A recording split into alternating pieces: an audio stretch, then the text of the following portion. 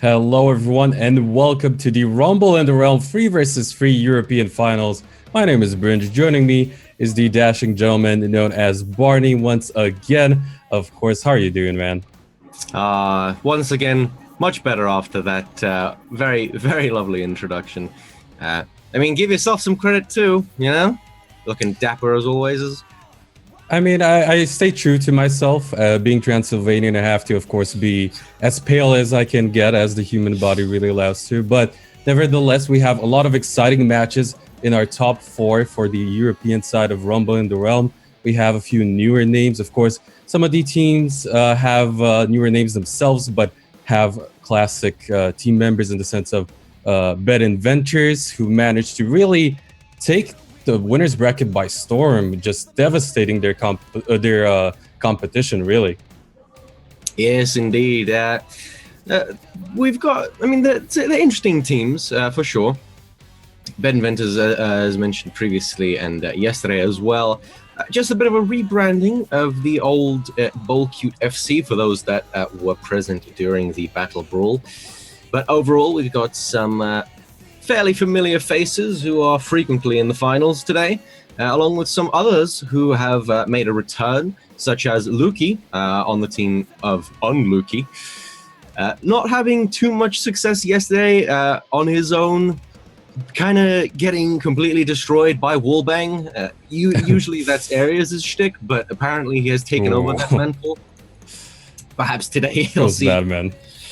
Yeah, for sure. Perhaps today he'll see a little bit more success, but against such a good team as Blade Inventors, as they're now known, it's certainly going to be very challenging. And of course, before we head into said matches, I want to quickly go over the tournament format. It is a double elimination style bracket, so if one of these teams will to lose now, it's not going to be over just yet, with all the different rounds being best of 3, and eventually once we get to the finals, it's a best of 5, and if the winners bracket side gets to lose, we'll have a bracket reset.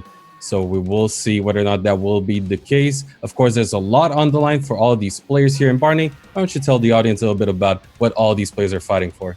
Oh, absolutely. For you see, first place will have the wonderful opportunity of receiving $1,500 a very, very generous sum of money. Second place can enjoy 1,200. Third place, 900. And fourth place, $300 in Hongmoon coins.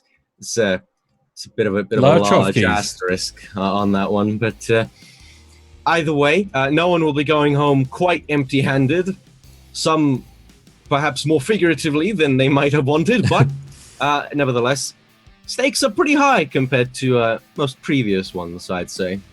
Of course, also the viewers will have a chance at claiming something themselves with the Scarlet Bird costume giveaway that is going on right now. You can make sure to click the link or use the link appropriately. It's lowercase sensitive as well, so make sure to check that out. The winner will be announced on Wednesday, and if you do get to win, you will be announced via email, so make sure to check out your emails, of course, for those as well. But in our first match of the day, it will be, once again, I said, Blade Inventors versus Team Unluki. It's a really interesting one because both Team Unluki and on the other side of the bracket in Team Bai have two ex-members of Bad Intentions. They've kind of gone off on their own little adventure, on their own branch, and they seem to have quite a bit of success. I was hoping to see Luki build up a team that is somewhat more reminiscent of the Russian team from last year's Worlds, where they really supported Killing God's Blade Master, and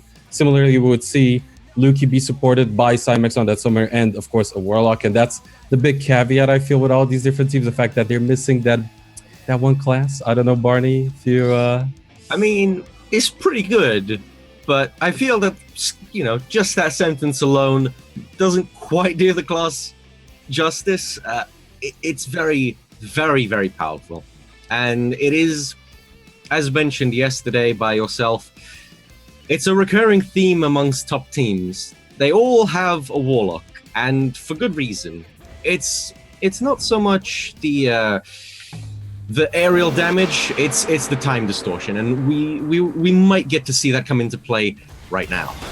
It's going to be actually Cymex or Buff some start things out here for Unluki, as per usual, versus Areas on the Warlock, and already trying to do a lot of damage. Popping that Tombstone is going to be able to dish out so much DPS there on that Warlock. Areas already potentially in somewhat of a trouble. Of course, he does have that time distortion available. It should be enough to get a relevant return damage, but gets saved up for now. Cymex able to stabilize potential, but as I say that, the relaunch was pretty good. But overall, over these teams, somewhat of an equal pace. For now, perhaps, but there he is. Cymex instantly popped Zappish with the Flying Slam blue buff, and even managing to get some value damage onto Antrax as well. A horrible situation to start off with already. Antrax at half health, Cymex already dead. In comes Zappish. This is just a terrible, terrible position to be in. Zappish's second wind already used, however, he can afford to stay in for a little bit longer. Conquer Master has quite some good tools. There's the Emit Frost to get out of the Phantom Grab and the Tremor as well, forcing out a tab escape from Antrax, but beautifully dancing around him, getting the triple kick stun, forcing Antrax out immediately into Luki, who also took a little bit of damage during the initial exchange between Cymex and Ares. Trying to go for that 5-point strike and the shoulder charge, unsuccessful in finding much of anything. The Wing Protector comes out as well, and the Maelstrom from Pieb, just not too much happening right now. Mostly avoiding each other's blows, not getting too much of an opening. The Soaring Falcon actually avoided. Oh, immediately straight flicker into the flash. Big chunk of damage. Definitely wanted to find that out. Unable to get the tech chase. The dual strike from Pieb will daze Luki back in, and we've kind of reset back to neutral. At the very least, one small potential advantage could be now built up in favor of Pieb with that air launch looking to play it safe for now. Actually goes for the draw, chunking down Luki. The hits, the crits may be coming in, but Areas with the tag in is not going to be quite enough, as the assist did come out from Team Unluki with Antrax popping in himself. But this is not a position you want to be in if you are the Blade Master here with Luki. Still having a stab escape, needs to pop in. There it is, but the Maelstrom is going to also keep Pieb safe in return. Luki does pop his version of Hung Moon block.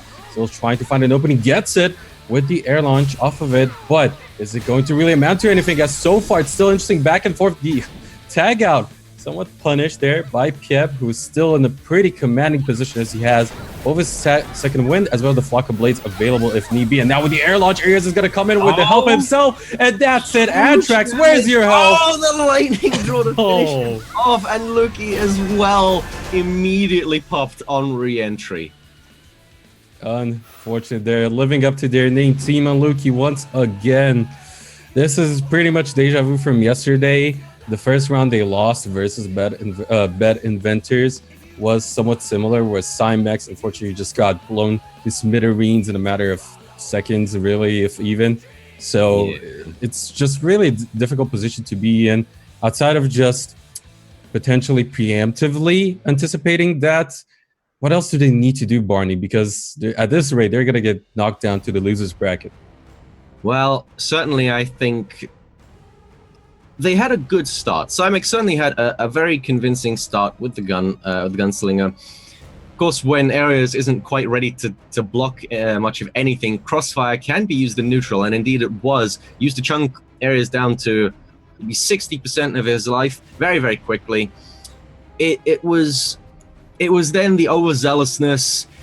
Cymex thought that perhaps I can stay in, I can do a little bit more, but having already used Tombstone, having already used his main important cooldowns, he stayed in a bit too long, was maybe relying on his teammate to come in and save him too many times, and he ended up paying the price for it when Antrax wasn't able to come in, just instantly blown up, and the splash damage onto his teammates also not very helpful. Well, it's definitely not, and that seems to be somewhat of a problem when it comes to Luki in that 3 versus 3 format as well. Even when they were back in Bad Intentions, sometimes it seems like he would tag in for that assist a little too late. Not saying necessarily that was 100% the problem here, because I'd have to rewatch the round, but I remember Ryuki used to joke about it, saying that they would call out the assist and Luki would be like, oh, we're playing? Oh, okay. So not quite sure if that was, again, said primary issue, but it's been a problem for them yesterday as well. So we'll see whether or not they can step it up and equalize the series, as Bad Adventures definitely looking as strong as ever. Indeed. Now, looking to start off the round this time. Again, it will be Ares versus Cymex in the opener. We'll see. Trying to go for a safe opener here, but Cymex does actually manage to pop the second wind off of Ares, immediately launching him into the air. This is going to be huge damage as well, but luckily Pieb is there with the Maelstrom to save Ares from that huge crossfire damage. And now the Tombstone with the unload doing quite a bit of damage, but he has to retreat. The Sanctum preventing too much from happening there. The Alpha Call was used, so he won't have that for quite some time. Haze Bomb avoided beautifully by Ares as well. The Time Distortion coming out, but Cymex this time definitely getting a bit. Whoa! Unluki, what? Lunar Slash into some Dragon Tongue, into Searing Slash. That's a huge chunk that they can definitely utilize. But now Cymex launched into the air. Antrax coming in with that save. Unable to get too much onto Ares either. But then again, with that huge crossfire damage from Cymex, Ares immediately having to tag out. Now, Luki versus Zapish. Traditionally BM favored, but we'll have to wait and see how it comes out. Cymex coming in, doing a bit of damage. And now the Phantom Grip onto Luki, forcing out a second win. That was a very dangerous situation to be in. He has to tag out. He cannot afford to stay in against Zapish's onslaught of crowd control. Now, Antrax versus Zapish again. Unable to do too much. He can safely stay within that Divine Veil. And the Frost Orbits as well, helping him out quite a bit. The Flame Build launching Antrax into the air. Quite a bit of damage. He should be able to heal this off quite a bit. Luki as well coming in with that Wing Protector. And now Antrax should get a good setup off of this. Oh, the Fire Build once again coming out of Zapish. Heavy seeming to pay off for now potentially. But as I say that, he will go ahead, tag out, play it safe. Pieb back into play. And as a result, we'll see whether or not he'll have a better time versus Antrax, who still in the Frost Armor will have that Frost Sheath available as well. Does not get proc though. Dodges the Phantom Grip too, so still potential here for an opening. But so does Pieb. With that Maelstrom up, he's going to time out shortly after. He goes in with a 5-point strike, only managing to daze up his opponent. Both of them still having that second win, but Pieb getting just shot down for now. Finds an opening with the Rage Stun. Uses that Take Flight as a follow-up to launch his opponent up into the air. Now still dishing quite a bit of damage. Tab escapes on both sides. The draw though is going to connect, but the save was, or rather the assist, not really amounting to anything. Time Warp is just going to go ahead, reset Pieb cooldowns, and will be at somewhat of a stalemate for now at least. Indeed, but Cymex, of course, will have quite an interesting advantage here. The Tombstone avoiding the 5-point strike for the side of Cymex. Now just hanging around, being actually grabbed out of his Sky Stone there. The assist from Luki with the Flock of Blades helping him out a little bit. Pieb avoiding all the damage quite well. Zapish taking a little bit of crossfire on his entry, but Cymex now in a bit of a bad spot. He'll have Sky Stone in about a second or two. Tombstone, however, not quite as soon enough. The flurry coming out from Zapish, launching him into the air. This could be a pretty good setup here, but not actually able to do too much there. Cymex with the daze onto Zapish, again with the Flying Slam. How can Zapish keep getting this so frequently? Luckily, Antrax is there with the Frost Sheath to save his teammate from potential death. And at this point, we do see Zapish, of course, still having a second win, looking for another opportunity. It's really crazy how he keeps landing those Flying Slams, and that sometimes seems to be enough to secure some of those kills in this 3v3 format. As Cymex now pop that Alpha Call, a little window of opportunity to play a little bit extra aggressive, as we will see him launch up his opponent up into the air. Zapish, unable to find too much success this time around, will be saved up by Pieb, coming right back in with a Maelstrom, even healing himself back up to full with the help of that Guardian Tempest, or keeping himself safe, of course. And on the other side, we'll see Cymex soon time out. 7 seconds left on his timer. Now finds a stun, forces that tab escape onto Zapish and the tag out. So interestingly enough here, as we will have Ares come back into play. No more assists available for Pieb though, so if Ares is in big trouble and can't tag out, he might be going down, especially with Luki trying to go in off that sort of Falcon. But now will be launched up into the air. Time Distortion is going to come into play, chunking him down to half, but is it going to be quite enough? Tab escape is available for Luki. Assists available from the side of Cymex, so a kill opportunity may come in if an air launch happens, but it's going to be Antrax saving Luki at the very least for now. Indeed, Luki definitely shouldn't stay in any longer without a second wind available. It's going to be incredibly dangerous for him, especially this deflected and launched into the air. The blue buff coming out as well. He's on 2%, but he actually is alive. Alive! Wow, all right. Antrax now coming in for the side of Unluki, trying to get some good damage on, but Pierre is just denying him everything. Huge damage with the lightning draw as well. The 3-minute cooldown ice coming out from Antrax, healing him back up. Almost all that he lost, but he's still in a very, very rough position right now. Unable to do too much. Only one assist. Immediately has to go out of that one. But again, the ultimate from the Kung Fu Master, it's just too good. Antrax will end up going down. This is just devastating. Oh, and speaking of ultimates, Pieb, he has been insane with the Giga Blades. And speaking of which, it comes out and does.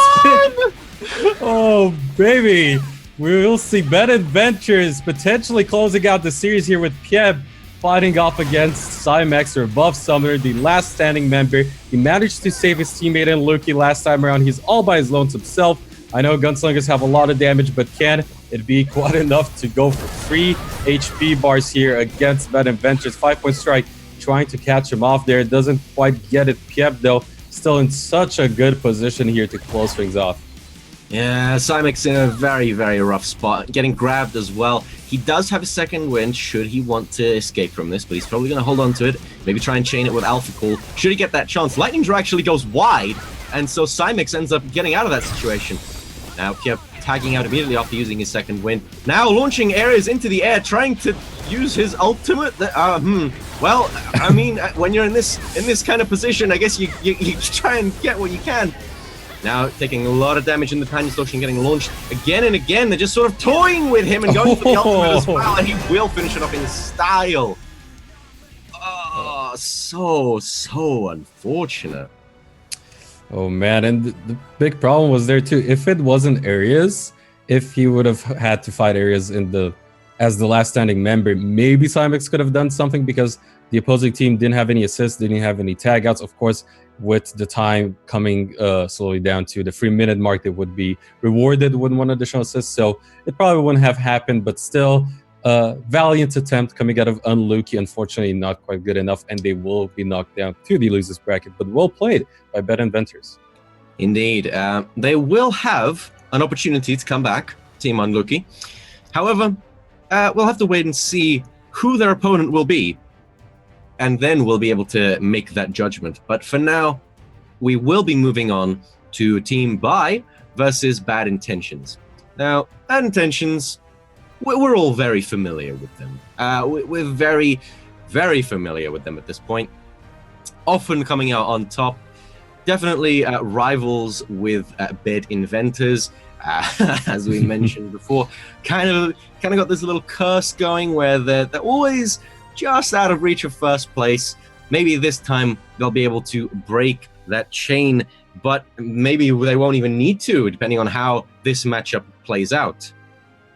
And the interesting thing is that yesterday we didn't get to watch it go through and play out. And before I quickly mention that, once again, make sure to check out the link below. It is case sensitive, so make sure you type it in correctly, as there are Scarlet Bird outfits given away. The winners will be announced and finalized through on Wednesday. So keep your eyes out for that. Check your emails. Make sure you see whether or not you actually won one of those bad boys. So, of course, once again, Team Bai versus Bad Intentions. We didn't actually get to see them lose yesterday. Bad Intentions, that is, versus Bai. It was somewhat of a surprising result. Of course, the big advantage to Team Bai right now in this particular format is the fact that it's only about 3 versus 3. And their respective composition coming into this one is definitely top-notch in the current patch and state of balance, with the potential of the Gunslinger damage, the Warlock utility and damage itself as well, and of course the dreaded wallbang possibilities that can occur with the use of a Destroyer in Colorize. So it was a close series, 2-1. However, I'm still just eagerly waiting to see whether or not they can do it again. Definitely. It is quite unfortunate we didn't get to see it, but hey, if they manage to repeat it, they will have done something that's relatively unheard of. Defeating Bad Intentions, especially as a team that isn't particularly well known or is kind of new in terms of composition and players, that would be astonishing to have happen. But Bad Intentions so far, even when they get into positions that are unfavorable, they somehow still manage to pull it out.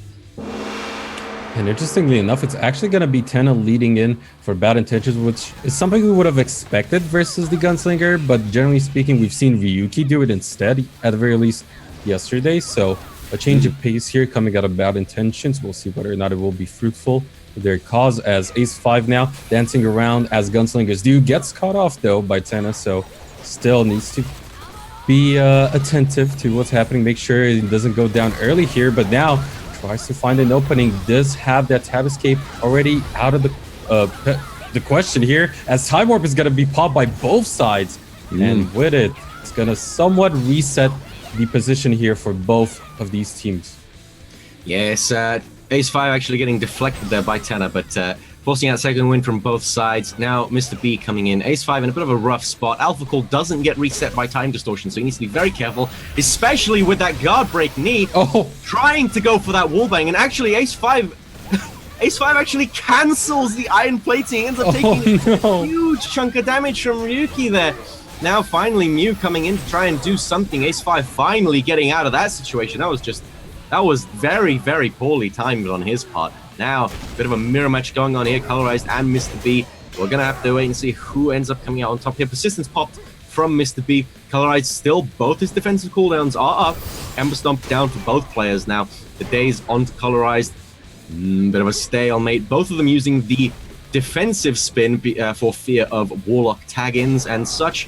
No focus really, but Colorized does manage to avoid the drag and gets the opening with the Scorching Strike as well onto Mr. B, but he's forced to use his Gust in order to escape the damage from Ace5. Now Colorized launched as well, and in Ember Stomp, not a great position he wants to be in.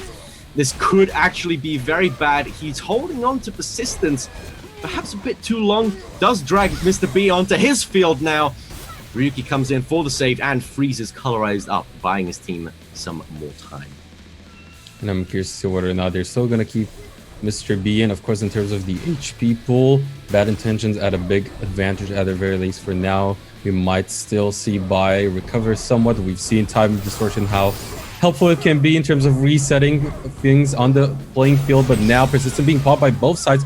We'll see. Actually, Mr. B, soon enough, timeout, 2 seconds left. The damage coming out of Ace5, not too great there, but Ryuki already forces his tab escape. We'll have the Lotus at the very least available, pops it on the ground. Typhoon was used by Colorized, still taking quite a bit of damage.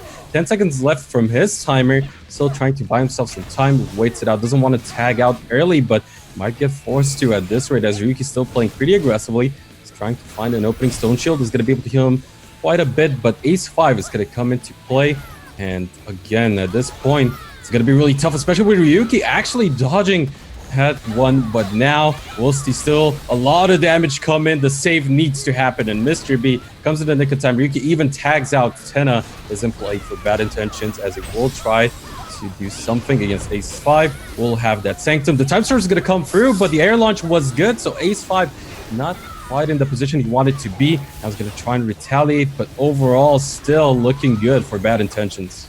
Indeed, Ace5 definitely is going to be a very pivotal player in this one now. Another time distortion coming out. It definitely want to try and avoid that as best he can, and Colorized does with the iron plating. He's still taking a little bit of damage from the Dragon Helix. Ace5 has 1 assist left. If Colorized manages to get a good wall bang onto Tenna here, it could actually be the turning point for their team. He's actually going right to the wall. He's saying, yeah, this is where I want you. Unfortunately, he doesn't quite get the axe sweep. Tech Chase does get the knee. This could be devastating. Oh, no. Tenna needs to get out of there. And Mr. B actually ends up taking the huge amount of damage and goes down. Ace5 coming in with that final assist of his, taking out a very, very critical player of Bad Intentions. Now, they don't have to worry about the wall bang, but they still have Colorized with 2 assists. This is actually a very, very lucrative point in the game for Team Bai. At this point, it's going to be a Herculean task for Bad Intentions to recover, but still possible, of course. Tenna coming into play. Ryuki still having 1 assist. None of them having tag out. So at this point, Tenna needs to stay in till the very end, but now goes for the ultimate. Actually, we'll see a tag out. Colorized back in here for Team Bai. So interesting choices all around. Of course, Ryuki will have that assassin ultimate, so we'll see whether or not that will be huge in play. Next up, soon enough, Mew will have his very own Warlock ultimate available on top too. And so far, it's still somewhat of a stalemate, but the defensive cooldown is shortly running out here. Fortena has the ultimate out of the Destroyer is going to come out. Typhoon as well. Time Warp is at the very least going to make things a little bit better for Fortena, but it's going to still take 1 minute and 44 seconds until both of these teams are awarded 1 assist each. And especially now with Mio coming back in for Team Buy, it's just not looking good for Fortena and Bad Intentions. Indeed, he seems to be taking a lot more damage than he needs to, but now he finally gets the return onto Mew.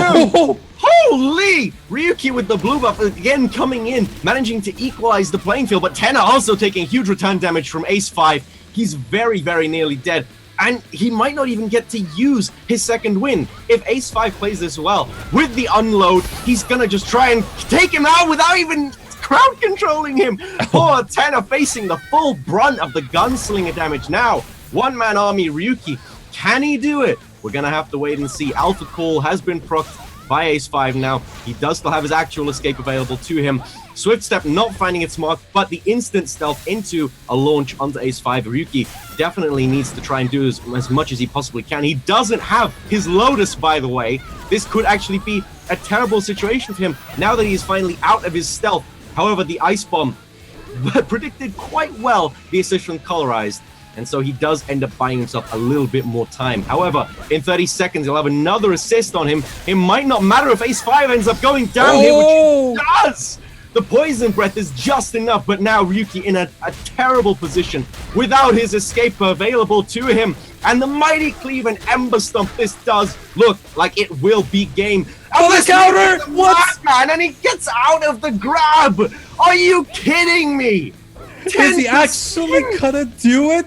With the fighting spirit, I mean, a lot of damage could come in, but so many defensive just tools available here for Colorized. This is his round to lose, and Tabscape is out of the question. Typhoon was used, but the Tabscape did come back up for Ryuki, so at this point, Persistence is the only defensive option here for your Colorized, and maybe popping it a little too early, but no, the tech chase was good. He does not choke, and Colorized still manages to close it out, but what a match, Barty. What a series. Wow. That was a lot more even than I honestly expected it to be. Yeah, that was very, very well played. There was quite a bit of interesting stuff going on there, in the sense that, I mean, Tenna kind of held out as best as he could, but I saw it coming a mile off. I knew you can't use your second wind if you're not stunned or crowd controlled at all. And Ace 5 just said, I know what to do here. Just watch it. And so he ended up taking out a massive threat to their team. Ryuki, I mean, I don't know how he manages to stay alive as long as he does generally. Managing to counter the grab of Colorized.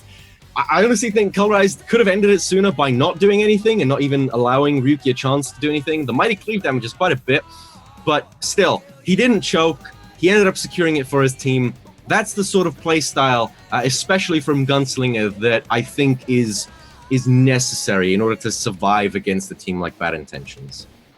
And it's just unfortunate for Bad Intentions. So close for heroic play there, but not quite enough. Of course, as we said, unfortunately for Ryuki, not having that Lotus of Escape is really bad for this 1v1 situations. And in this case, it kind of was Colorized's round to throw at that point, having both his defensive cooldowns, the HP advantage. It was just looking very unfavorable in terms of Ryuki's chances to make it work. But we'll have our second round underway. Can Bad Intentions equalize the series, or are we going to actually see them get knocked out into the losers bracket already?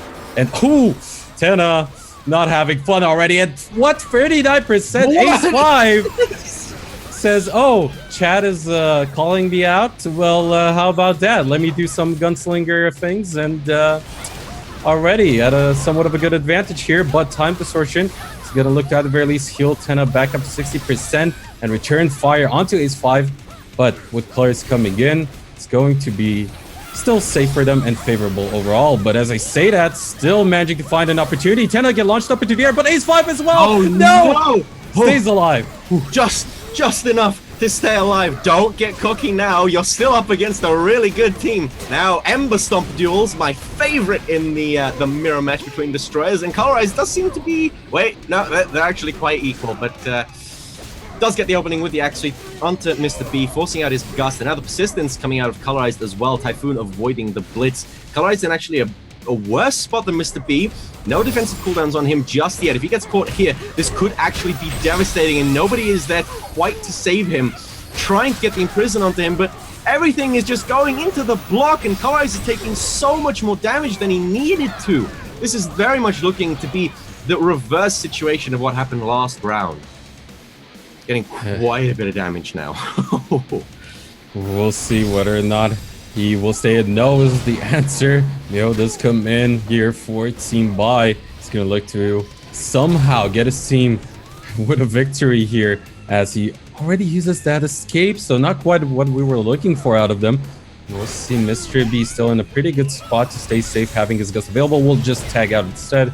Yuki coming into play. Let's have the Lotus of Escape course available, as well as the tab escape, and with the time distortion is just gonna go ahead, reset some cooldowns here for Ace 5, give him a little bit of that HP back and just help his teammate overall. But it's still definitely looking favored for Bad Intentions, but with all the damage that can come through on both sides, can't really count any of them out. But the Ice Mine again coming out of Ryuki is gonna be able to stall once more. You know, it's dire when Ryuki's using Ice Mine, something that he vehemently hates to use. But Ace 5 immediately having to use his second win upon re-entry. Now, with Tombstone as well, getting a little bit of damage onto Ryuki, but he's still in a very, very bad spot. He will have to try and use that Alpha Call. There it is. He's almost actually being taken down by the Poison Breath. That could have been very, very bad. Taste of his own medicine, so to speak. But the Haze Bomb into Crossfire, quite a bit of safe damage, having to tag out into Colorize regardless because of his health value. Colorize really, really needs to try and heal back up, and he will end up doing so. Safe in his Ember Stomp behind his shield. No way to break that guard. And now, speaking of breaking guards, that knee is just the MVP today for Colorize. Trying to get as much as possible. The gravity while preventing Colorize from actually knocking Tenna out of that Sanctum. And he will have to tag out into Miram-chan for that Warlock Mirror match. Time Distortion coming out for Tenna. Luckily, Mew actually doesn't matter blue about buff. the Sanctum. The blue buff Poison Breath. And they get launched instantly and just decimated. This is a just terrible, terrible spot to be in. Bad Intentions this time around on point, looking to equalize the series 1-1. A big problem for Team Bai was the fact that Hero was the one with the most HP, the most just options in general to potentially make a comeback happen. But at this point, it's just looking very unlikely. Ace 5 still alive for now, but the question is for how long is Ryuki?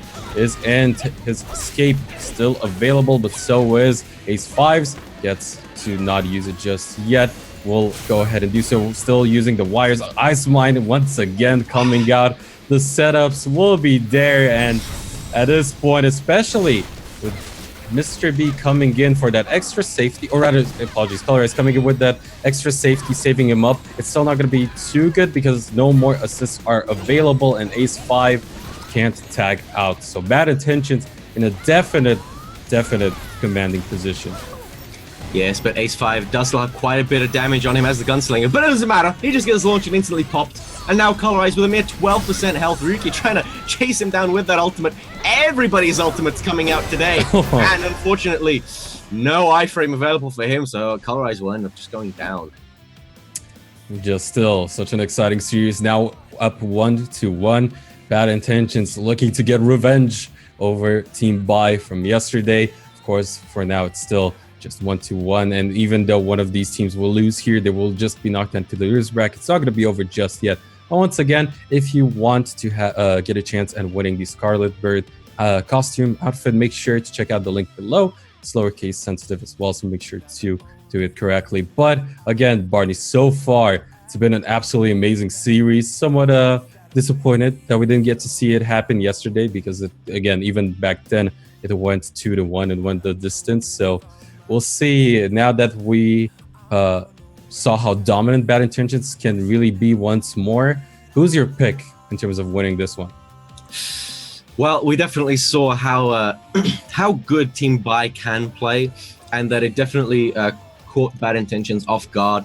I think the pivotal point in the first round was when Mr. B came in, kind of maybe a bad tag out decision from Tenor to tag his teammate in there, but it was a losing situation either way when you're at the wall. It was either him or Mr. B, and unfortunately, it was Mr. B. So in the second round, they didn't quite let that happen. Nobody got wall banged. Everyone is very aware of the threat, and they try their best to stay away from the wall as much as possible. The ice mine from Ryuki, definitely something that they need to try and avoid because the free setup is just too good. It's just too good, especially when the main damage source is Ace-5 on that gunslinger. There are quite a few good combinations he can do. Throwing the haze bomb into an immediate crossfire, it's always a losing situation for the other person. But we'll have to kind of see how it plays out in this final round. If they can actually do it, they will go down as victorious regardless of the outcome of the tournament. And at this point, it's going to be once more Tenna in the opener here, leading the team for Bad Intentions up against Ace-5. It's been an interesting back and forth. We'll see who can get the advantage this time around, as already the Thrall taking so much damage, almost getting taken down by Ace-5, but we've seen yesterday how that can really be punished by the likes of a Warlock, and Tenna looking to do just so.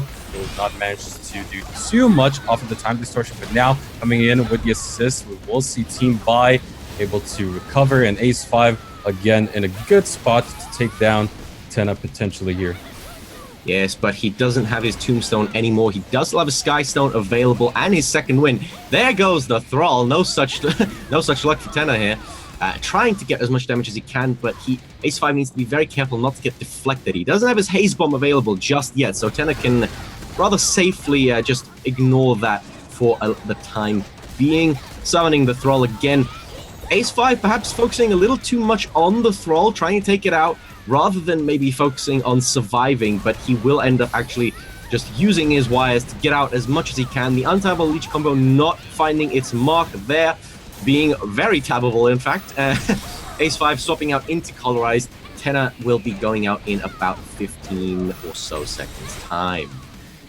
And now Mr. B coming in with the assist, making sure your teammates stay safe. But Ace-5 coming back in as well will manage to get the Thrall out of the picture. Of course, also timing out. No Typhoon available, means no wall bang will be commencing here on either side. Of course, now Tenna should be able to stay safe. But nice timing by Colorize. Capitalize off of the tag out, as we will see Ryuki not connect with the Ice Mine. There we go, Barney. And maybe they listened and now played around it a little bit better. But still, Colorize needs to find openings here, because Ryuki having that tab escape as well as the Lotus of Escape itself should be in a pretty safe spot. But as I say that, of course, the Chaos Recurs strikes yet again and forced to use that stealth. But overall, with both of the defensive available for Colorized, he will go ahead and use that Gust himself. Yes, and now in a rather safe position here within his Ember Stump. It's about to run out, but he should still have fairly good time here. Should be very, very wary about hitting into counters from Ryuki, using that persistence to try and avoid any potential setups. But now, whereas he was a few moments ago quite content, he now no longer is. The Typhoon is being used, but not quite near enough the wall. With no defensive cooldowns, he tags out into Myung-chan, and now getting guard broken by Ryuki. Definitely not something you want to do. Hitting into that party stealth. Ryuki, quite a dominant position. Again, the Ice Mine, not there. Definitely something he needed. Poison Breath actually cancelled out by Ryuki. A bit strange there. Lotus of Escape having to be used because of the Tether Blade. But the Thrall, not quite the MVP this time around. Hitting into Ryuki's counter, stealthing him up and allowing him to get a good setup onto Myung-chan here. Now, Ace-5 coming in, trying to do quite a bit of damage, is forcing Ryuki to use his stealth there with that crossfire and the time distortion coming out for Myung-chan. Now, this could actually be a devastating spot for Ryuki, but luckily, Mr. B is there. Still managing to get a little bit of damage onto Ryuki beforehand, and he will be tagging out in just about a second. We'll see, though, trying to do, at the very least, as much as he can before he does get taken out. Tenna, though, back in. Colorized on for Team Bai as well, looking to do something. Time Distortion should be available, however, for Tenna. We'll see Ember Stop as well as Sanctum being plopped down. And now that our plating being proc, we'll see Colorized stay safe. But it's not going to be an option anymore if Tenna does opt in for said Time Distortion cooldown. So we'll see whether or not that will be the case as he gets launched up into the air. We did see that Persistent being popped. And as a result, Tenna gets popped. Wow.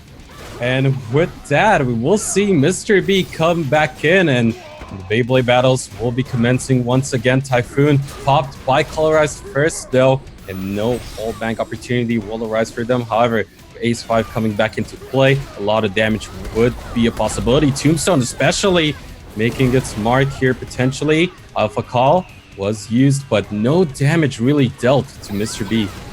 Yes, and he does get the opener onto Ace 5 now with that blitz, forcing out his escape. Ace 5 needs to be very, very careful here. Although Mr. B is not using the deflect spin, so he does have quite a bit more free reign to just throw out his skills, especially that all too devastating crossfire. Avoiding the drag with the whip line, now with the time distortion coming out as well, restoring Ace 5's important cooldowns. Mr. B senses the danger, retreats to the wall, and places down his Ember Stomp. And now we're back to the staring match, except that he goes in with that bulldoze, gets a cheeky daze off from Mr. B before he manages to respond with his spin, forcing out his defensive cooldown. And now persistence is only up in 10 seconds. He needs to be very, very careful here, or Ace 5 could end up taking a lot of health off of him. And overall, it's actually team buy in somewhat of a really, really good spot. But Ace 5 now looking for an opportunity, does not have any more assists, so he's more than likely going to be staying in. Colorized still having free, should be able to save him up if need be, but so far he will get dazed up. However, Mr. B still in for 8 seconds, looking to do something. Will take a little bit of damage, but he'll back up during that iframe. Timing will continue to run away. Now, popping his ultimate is going to be able to launch his opponent to the air into the web. So Ryuki with a potential setup could be it, but no, to save cancels the ultimate. Nope, denied right there, and Ryuki unable to get that one off. Means that we'll see Ace 5 at the very least stay safe for now, and 1 minute until he gets an assist as well. Ryuki getting royally denied there, but finally the Ice Mine does connect onto Myurm-chan. Ryuki managing to get a little bit of breathing room to place that flower down. He doesn't have his stealth left. Tenna actually has yet to assist a single time. We'll have to see how he ends up playing this one out, especially if his teammate gets in a very bad spot. Speaking of, his first assist of this round, coming in with that time distortion, restoring his teammates important cooldowns, and Myurm-chan responds with their own time distortion. But the stacking of Chi Smoke helping Ryuki to restore some amount of health, trying to go for that cheeky Ice Mine again, but Myurm-chan's he predicts it this time. The initial hit actually did huge amounts of damage. That actually went through to completion, but the iframe from the Lotus of Escape just barely saving Ryuki's life there, healing himself up with a little bit of damage from the Poison Breath. But Myurm-chan still in quite a good spot, I'd say. The webbing coming out, and the Thrall as well, launching Ryuki into the air, but attacking into the ground counter, getting a free stun. That's definitely not something you want to be granting Ryuki. And again, the Thrall is just proving to be the downfall here, attacking into his counter constantly. Immediately swaps out into Ace 5, who just opens up with Crossfire and forces Ryuki to come out immediately. Uses that Skystone though, and now up against Tenna, we'll see what he will be able to do in terms of that damage. Of course, Gunslingers can definitely be devastating. 2 minutes and 25 seconds left. We'll be curious to see if both of these teams are going to play so safe that it's going to come down to damage. But so far, it's not seemingly the case, because Ace 5 gets disintegrated, deleted out of the game. Tenna now in a lot of trouble. It's not over just yet, but this all of a sudden looking very good for Bad Intentions. Coming back in, Myurm-chan going to look to do something for his team, but it's not looking too hot, as Mr. B is going to have that Ember Stop. He's going to go ahead and dish out a little bit of more extra damage. Time Distortion now available though, should be able to heal him back up quite a bit, but the question is it going to be enough? Are those cooldown resets going to be enough, considering all those resources still available for Bad Intentions, as this round will shortly close out? 1 minute and 39 seconds left, Barney. Oh, if this goes to time, it really could be anyone's game. The gunner damage is very high, the healing is high on both sides. No wall bang successful this time, but now caught up finally. Getting a huge chunk of damage onto him, extending the aerial. What are you doing? Use your second wind earlier, and now being forced into the wall, trying to get as much damage onto him. They will take Myurm-chan down with that smash from Mr. B. Colorized, again in this impossible situation, having to just wait it out as long as he can. He knows he probably can't take any of them out at this point, but if he takes it to time, there's a small chance, a slight chance, a sliver of hope, and he definitely wants to try and take it. There he is, retreating, very tactically, let's say, getting quite a bit of damage onto him actually from Mr. B. Now tagged into Ryuki. 43 seconds left. He has to hold on just a little bit longer. Well, he actually manages to stay safe, and at this point 33 seconds is all it's left. Actually trying to go in, but it's gonna be Tenno with the assist, popping that soul burn, and as a result, Colorize might just get popped instead, but no, manages to land the aerial launch, and now coming back in, we will see Ryuki with the help of Mr. B trying to make something happen. Launches Colorize up into the air. He still has that tab skip available. Actually goes for the counter and the air launch. Ryuki with a sliver of health does have that ultimate available, but whiffs it, and as a result, 7 seconds left. Colorize, can he stay alive? Did his team do enough damage? It's gonna be close. 2 seconds left. The kill will not be secured. It's gonna come down to score, but it still should be looking favored for Bad Intentions. Oh, we'll have to see. It. No, what? Are you kidding me? Are you kidding me? Oh, I called it. Get out the maracas, be like, hey, Team Bai. Wow. I honestly wasn't expecting that. Nor for it to be that close. That was like 10,000 damage. Colorized. Oh, just, okay, he flat out won that for his team, for sure. Staying alive as long as he did. That was just, I have no words. You know? I mean, I feel you. I'm just glad you took over casting and talking, because I'm at a loss for words. I just, that was insane, because while, okay, as we said, the gunslinger damage is pretty good right now, and there obviously was a chance for them to still win out in damage, but for it to be this close, for Colorize to still manage to stay alive through all of that, just insane and extremely close. Well played on both sides. This time around, once again though, Team Bai coming out on top. I can't, you know? I can't full stop. It was just such a dismal situation. I would be livid if I were Team Bad Intentions right now. To be in such a dominant position and to kind of, I mean, maybe they kind of knew that they would lose on damage simply because of the amount of healing that they can do compared to the other team. But with the soul burn and everything, you could tell that they were giving it their all, that they were absolutely trying their hardest to go in, to finish Colorized off, to not even let it go to that situation, but Colorized, just this heroic last stand, taking his team's hopes and dreams to the extreme and saying, don't worry, I will carry you through this. I mean, you could also argue that Ace 5 was the carry, considering that he probably did 40% of the damage. Yeah. I'm not quite sure. I wish there was a stat, because I'm really curious how much of the damage was dealt by each individual member, but still, nevertheless, that was an absolutely crazy series, and this is a good time to mention once again, if you missed out on any of the action, make sure to follow Blade and Soul on Twitch as well as YouTube. Of course, the VODs will be posted over there too. So if you miss out on any of the action, or if you want to rewatch it because that was absolutely insane and you definitely want to rewatch such a series, then make sure to head over there, subscribe on the YouTube page, and of course follow the Twitch page as well. But man, was that an absolutely crazy series, and it seems like Bai is not getting any breathing room here. They will be going up against Bad Inventors next, and this is going to be an extremely tough series for them once again. They barely get the win over Bad Intentions, and unfortunately yesterday they lost with a 2-0 pretty convincingly versus Bad Inventors already, so it's going to be a tough ask of them. Yeah, for sure. It definitely will be. I think it's mostly coming down to the classes at this point, because the addition of the Blade Dancer is something that they perhaps aren't quite ready for. The Maelstrom is such a very, very powerful defensive tool. But what people kind of forget is that, you know, it's not a channeling thing. You just use it, and then you have it for 2 seconds.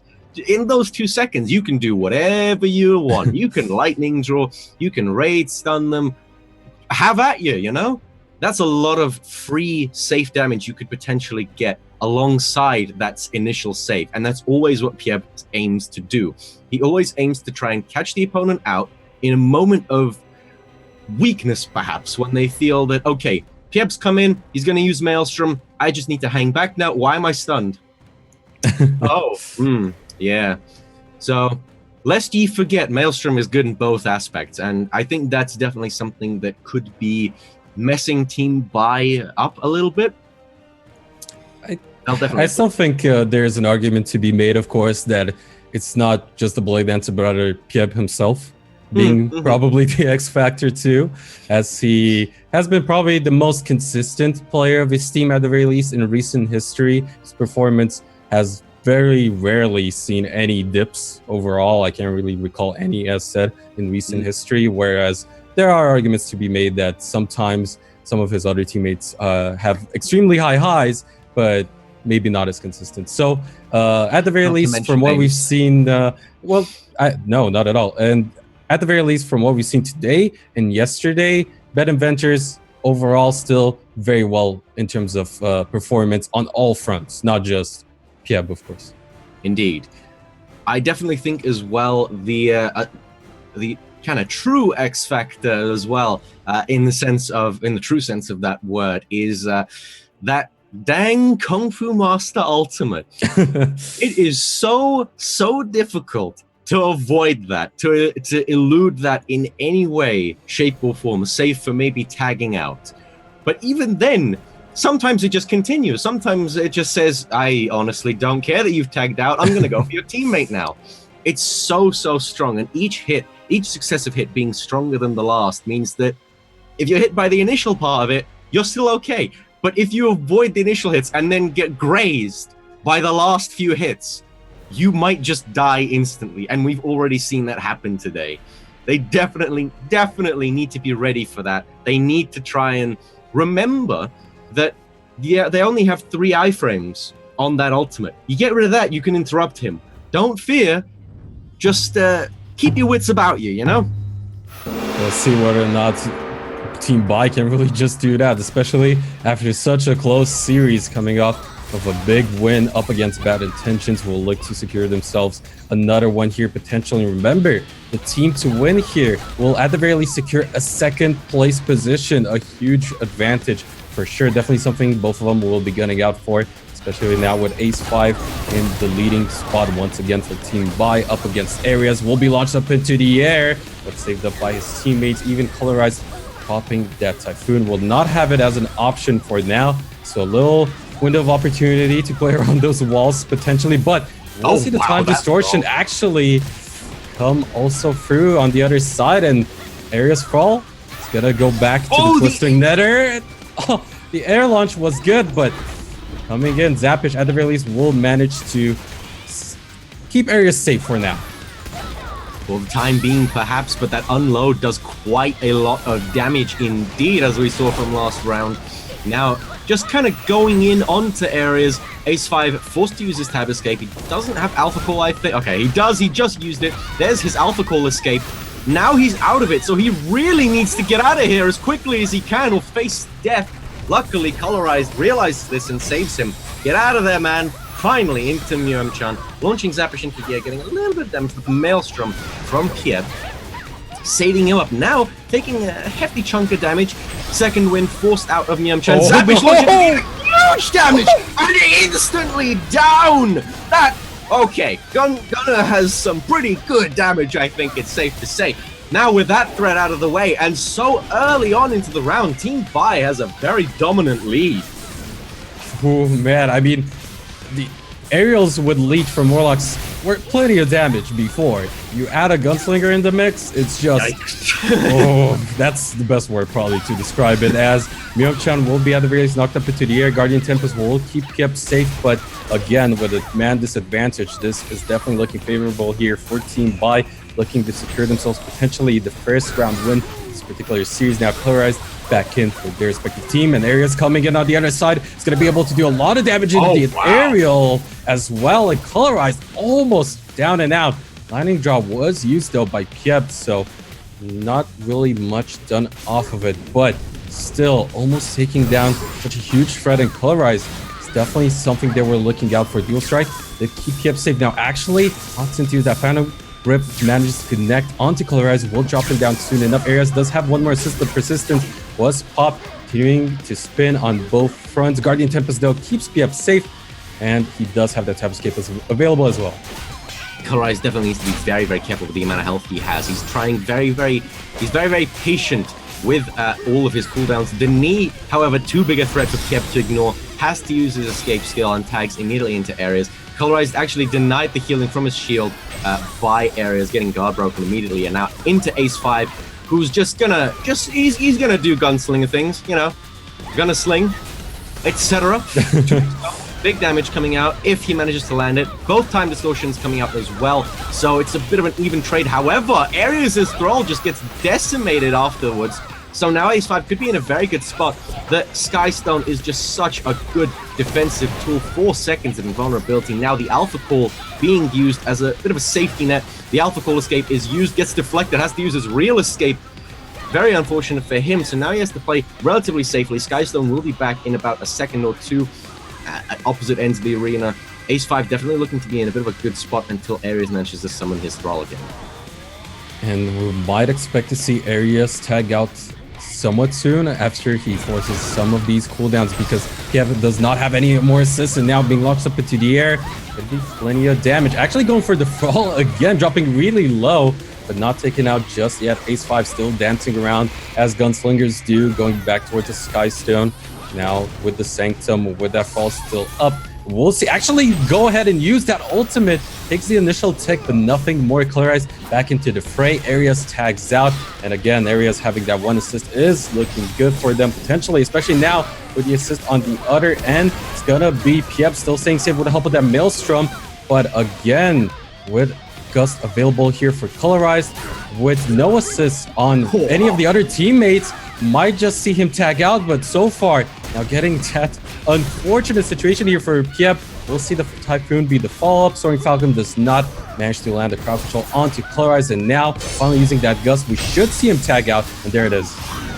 Yeah, he tried to go for an initial tick of that ultimate, was unsuccessful in doing so because of the second one, but Piep has to stay in, and this could actually be his death if he gets too much going. Luckily, his teammate is there to save him from too much damage, but now the time distortion coming out from Myung-chan as well. The Giga Blade takes out the Thrall, but Myung-chan is safe behind that Bastion. Piep won't get that rather iconic Giga Blade off this time around.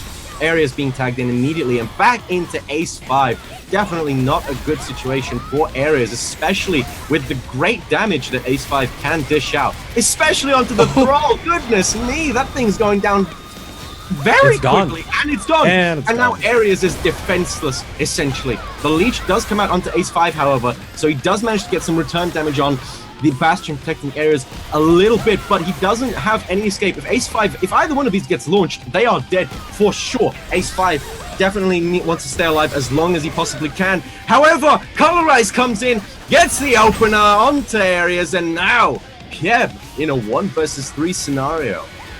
The problem was the only assist available on the board was in favor of Colorize, and as a result, makes the most out of it, makes sure he secures the round potentially here for Team Bai, as Ace5 is continuing on to dish out quite a bit of damage onto his opponent. 5+ strike will connect though, as Ace5 will be dropping to about 70%. A lot of crits with the lightning draw. Oh, that Piep not down and out just yet. Is gonna fight to the bitter end. Tab escape was used though, and now with the Maelstrom out of the picture as well, it's gonna come down to some big heroic plays out of him, as it's soon enough going to be 3 minutes, even launched up into the air. This is not looking good. Can we see Myung-chan secure it? He will indeed, and Team Bai secures another surprising win here, potentially with a first round win over Bed Inventors.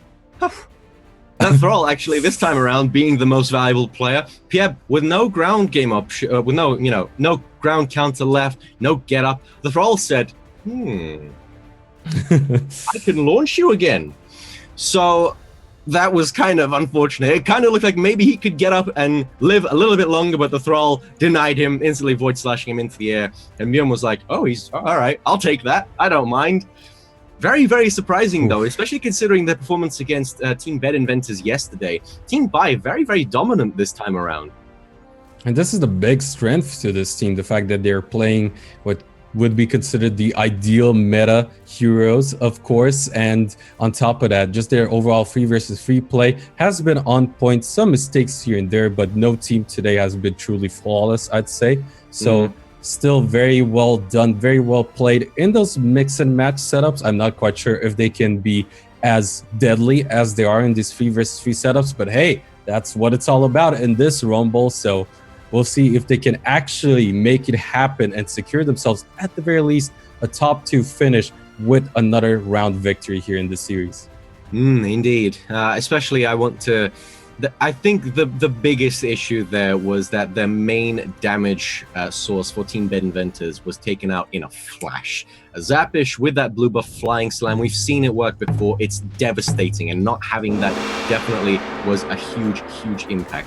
Now to start us off, Ace 5 versus Ares. Again, the Skystone already being set up to be relatively safe, bulldozing himself away from danger. The Alpha Call escape already being used, avoiding the imprisoned days with Tombstone. Now, just trying to buy himself a little bit of time, waiting for the Sanctum to run out, actually forcing Ares out of his Sanctum, trying to maybe bait him into an unfortunate situation. However, Myumchan comes in to reset the cooldowns of Ace 5. However, it doesn't matter too much. There's that flying slam we mentioned and the blue buff. Ace 5 still alive, just barely, 44% health on him, and he needs to be incredibly careful, but he is out of an escape. He really shouldn't be staying in any longer, but he is trying to do as much as he can. No. Just barely alive from the lightning draw from Kiev. Ace, please, stop throwing. There we go. Finally gets out, tags out after such a bad start. You really didn't want to overstay your welcome there. And now Ares up against Myumchan in that Warlock mirror matchup is gonna still be looking pretty good, considering the fact that the rest of his teammates are healthy and safe. We've seen Zappish being also deadly as ever with that flying slam, fighting spirit, but now coming back in, Ace 5 is going to try to do some damage to top players, but with the Bastion, with the Sanctum, he's going to be able to stay safe, he's going to be able to stay alive, and as a result, still looking very favorable here for Bed Inventors.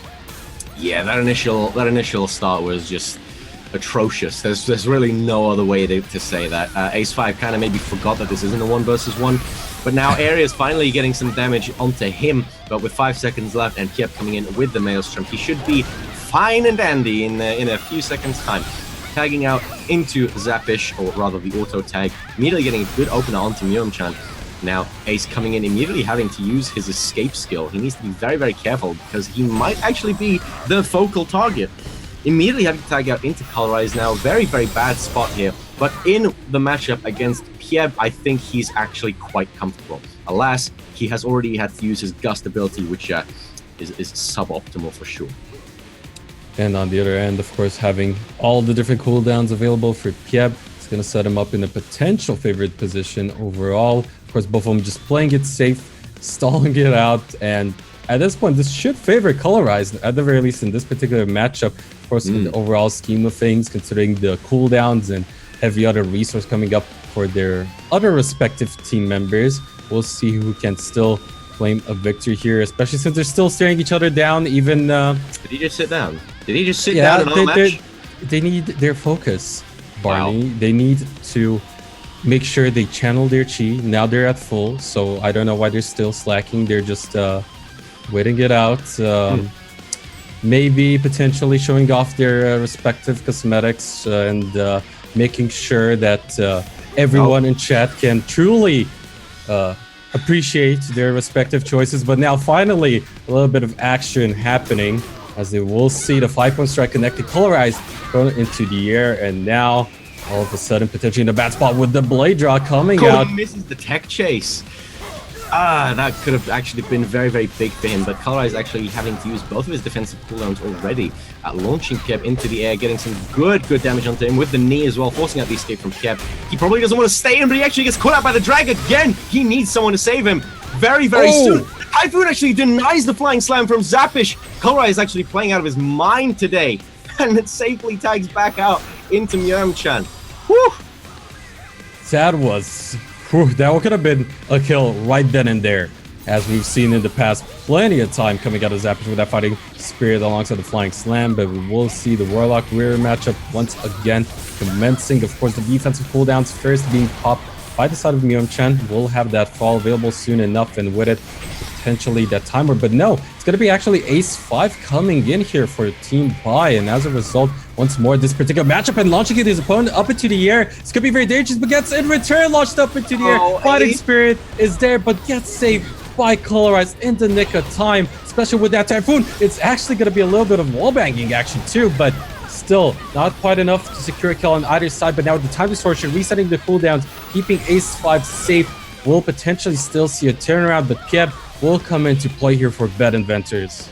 Oh, Ace-5, he's clinging on. He needs to stay alive as long as he can, and he will end up actually tagging out into Colorize. But next time that man's forced in, he's going to have to stay in the full duration. He does have an assist on him, so that all too dangerous wallbang combo, should it come out, it could absolutely decimate someone. A very unfortunate player indeed that would be. Now launching Pieb into the air. Speaking of that damage, Pieb immediately forced to use his escape skill for fear of the damage from Ace-5 and tagging out into Zappish. Zappish does have a tag out, but no more assists on him, so this is probably the optimal position for their team to be in. Typhoon denying the knockdown for Colorized. Now, assistance coming out as well. The ultimate, he has to tag out immediately, and it does end up cancelling it. As we said, a huge damage from Crossfire. Ace-5, that's what they needed. Zappish in a pretty bad spot now. No tag outs or assists on him. Ace-5 definitely clinging on. He's actually managed to heal up quite a bit, but he definitely needs to be very, very careful, very alert. A single launch can end up killing him. This could be it. Luckily, Colorized, he knows the overzealous nature of his teammate at this point, and he's doing all he can to keep him alive, especially considering he cannot tag out at all. Alpha Call is there. Cooldowns reset thanks to Myung-chan's time distortion. Now, trying to maybe get an opening onto areas. Thrall's hitbox, pretty big, preventing too much damage from happening there. Again, with the mutual respect, knowing that each player can deal a hefty chunk of damage, they're staying at opposite ends of the arena and using their ultimate, I guess. I mean, he definitely won't go in the range of a snipe, so that's area denial, you know. An ultimate use for area denial, of course, can be effective, as we'll see him go up. Exactly, go up into the Skystone position, still staying safe for now. Of course, with the 3-minute mark soon enough and these on the line, we'll see those assists come in. But Alpha Call was used, and with the tab escape, and now time distortion being used by Ares. Gonna look for the aerial and the kill. Ace-5 once again being taken out, but Colorize back into the fray. It's not over just yet. We've seen how things can quickly turn around, but once more, as said, considering the fact that one assist was awarded on both sides, Zappish could come back in with a potential kill, and now the wallbang strategy will not commence. And as a result, still a lot of damage off of the persistence coming down to areas, but not quite enough to secure a kill. Colorize definitely is the one to keep an eye on. He's quite healthy, has a tag out, has an assist. No defensive cooldowns on him, though. Somehow manages to avoid the 5-point strike perfectly, but now he's in a rough spot. This could be it, but actually managing to be saved by some miracle, still alive.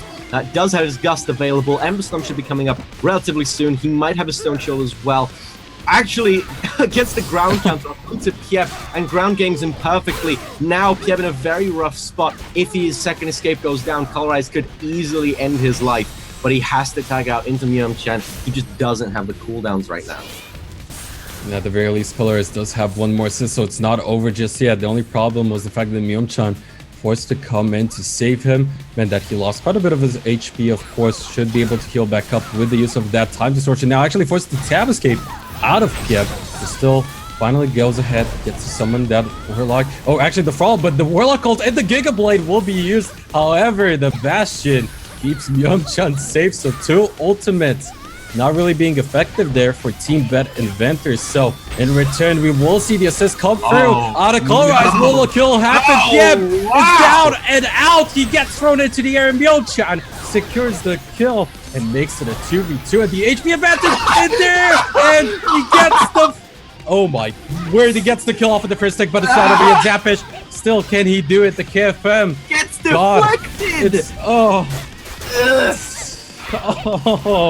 Still not over. Rising Dragon connects the stun, secures it. Colorize in the 1v1. Can he once again secure the win for his team? This is so close. 52 seconds left, and both of these players have their tab escapes respectively up, but this is gonna be close. Zappish does have that ultimate available though. Oh goodness.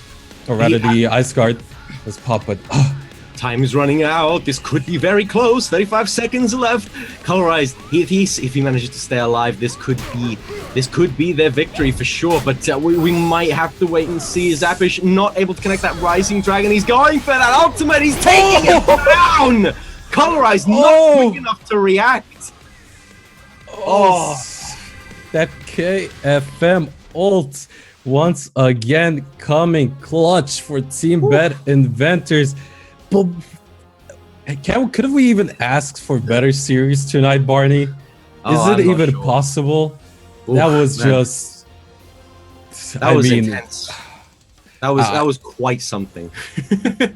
I mean, after the series, I'm not even gonna lie. I need a break. I need a little bit of time to breathe because this has been absolutely insane on just all fronts, all the different matches, all the different teams playing their minds out, and Zappish plays it cool, keeps his composure, manages to connect the ultimate, and also secure the win. But that was so quite close. Something. Especially, it looked so good when they managed to do that insane combination, Colorized and Myumchan onto Pieb, just taking him out very, very stylishly. Areas coming in, and Myumchan said, "You're also dead." Using that initial tick of the ultimate to instantly take him out. Clearly was not ready for that, but Zappish held his ground, took out Myumchan. He said, okay, I can make this a 1 versus 1, and Kung Fu Master typically has a good time against Destroyer regardless. But as that ultimate came up, Colorize knew he had to buy himself some time for persistence in order to maybe survive a little bit, but at that point, it really, really was just a very grim scenario to be put into.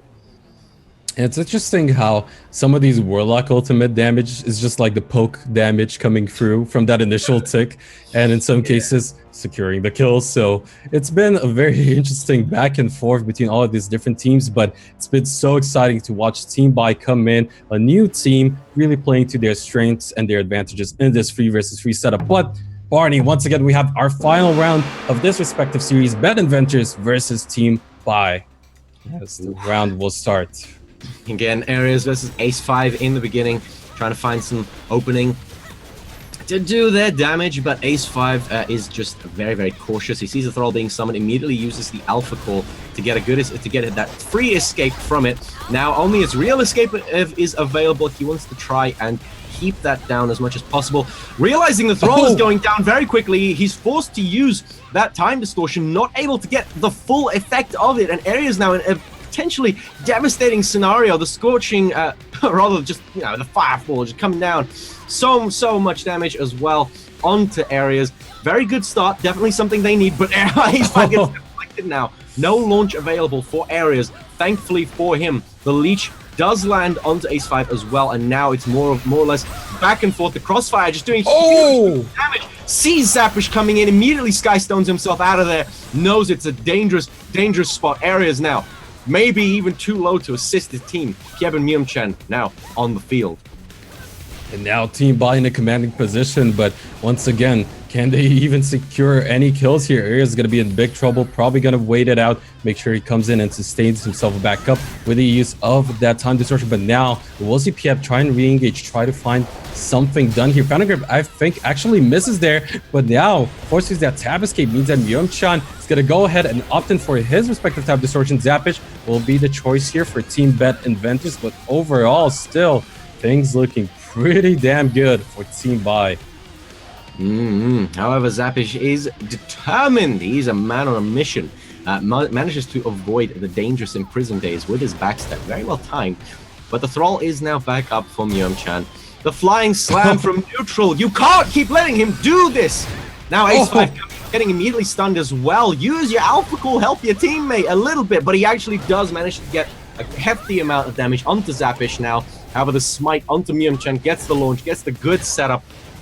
However, second win still available for Myung-chan. He does also have his Void Walk. There's the Tether Blade, forcing out the second win from Zappish. He absolutely should be very, very careful, for being caught out here is devastating. Areas comes in with the Time Distortion, with the Sanctum and his own Bastion, protecting himself while restoring Zappish's cooldowns. Myung-chan kind of still more or less equal. However, the second win is forced out from that Iron Shoulder. You don't want to be caught on the end of that 3-second daze.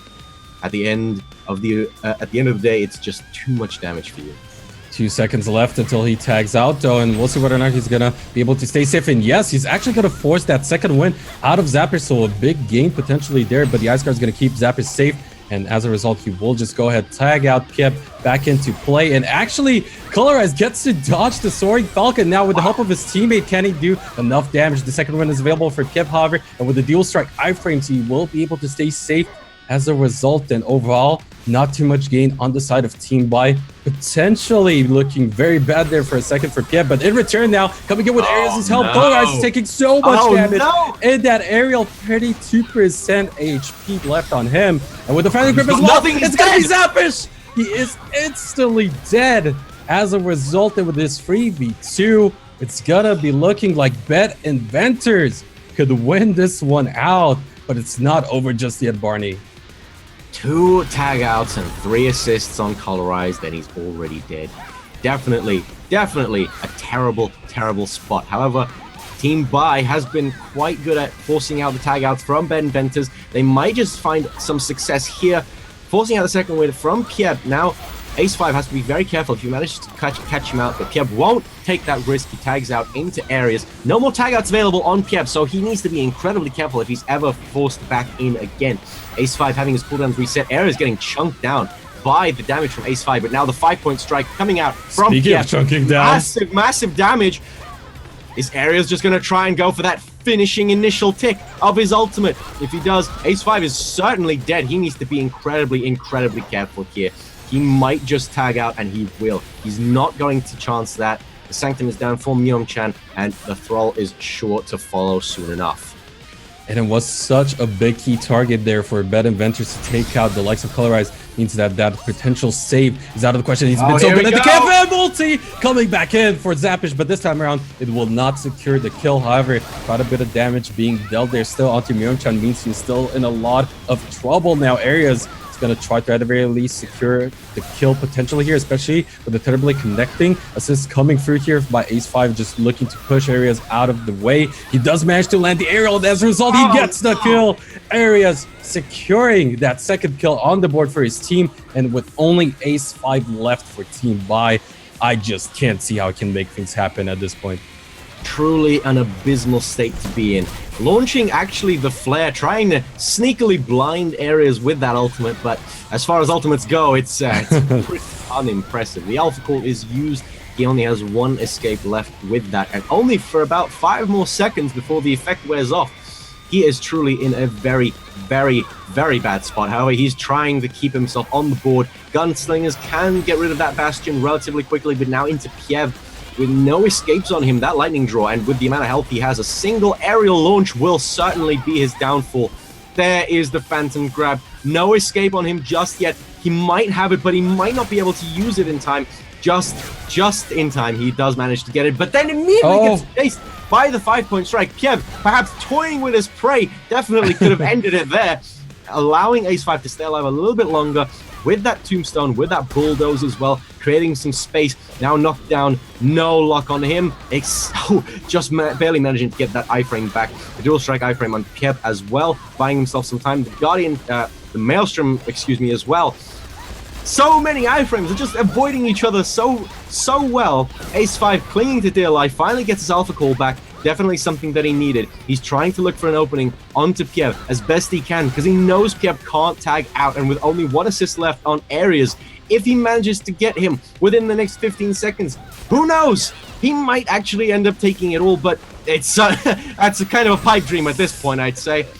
Most definitely seems so, especially with Areas coming back in with that Thrall, potentially even going for that launch. Does not manage to connect at the very least just yet. The dual strike iframe is going to keep Piev safe, and with 25 seconds left on the timer for him there, it should still be looking also favored, considering the fact that they also got that extra assist from that timer with that resource available. Phantom Grip, though, misses, so now finally connecting with the stun is going to be the air launch. Piep is going to look to close this one out. 4%, Ace 5. Killed off by the lighting draw in style, but still well played on both sides. That was just an insane series and still really close overall. Oh yeah, definitely. Team Vi putting their name on the board for sure, showing that they are more than capable of, going toe-to-toe with some of the best teams. However, because they've been knocked down to the losers bracket by Team Bed Inventors, they will potentially end up having to go up against Bad Intentions a second time. And I'm not convinced that Bad Intentions is going to let that same thing happen again. So they've been put into a very, very bad spot, I feel.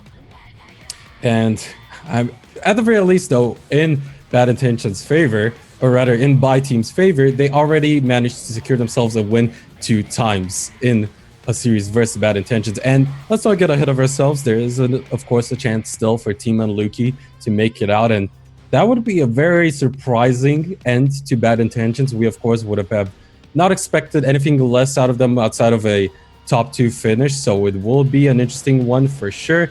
But of course, before we find out who will take the 4th place slot, we'll be moving on to a short break. Don't go anywhere.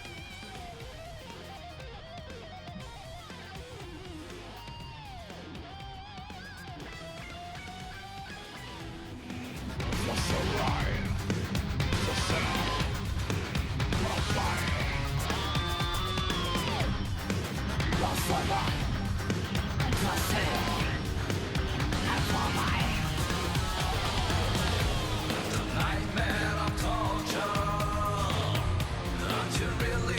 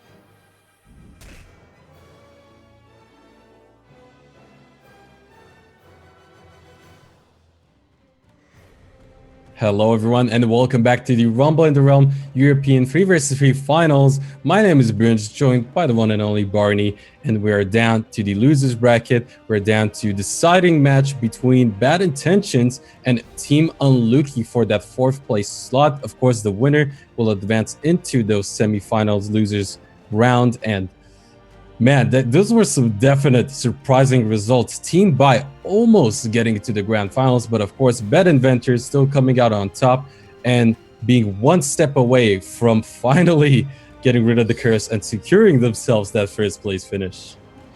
Yeah, definitely some highly intense, high-octane matches that had happened. Goodness me. Some of the things that we saw. Colorized one-man army, 1 versus 3, leaving it to time, and actually ending up winning by about 10,000 damage. That was certainly unexpected, and was actually the result of Bad Intentions ending up going to the losers bracket. We'll have to see how things turn out against Team Unluki.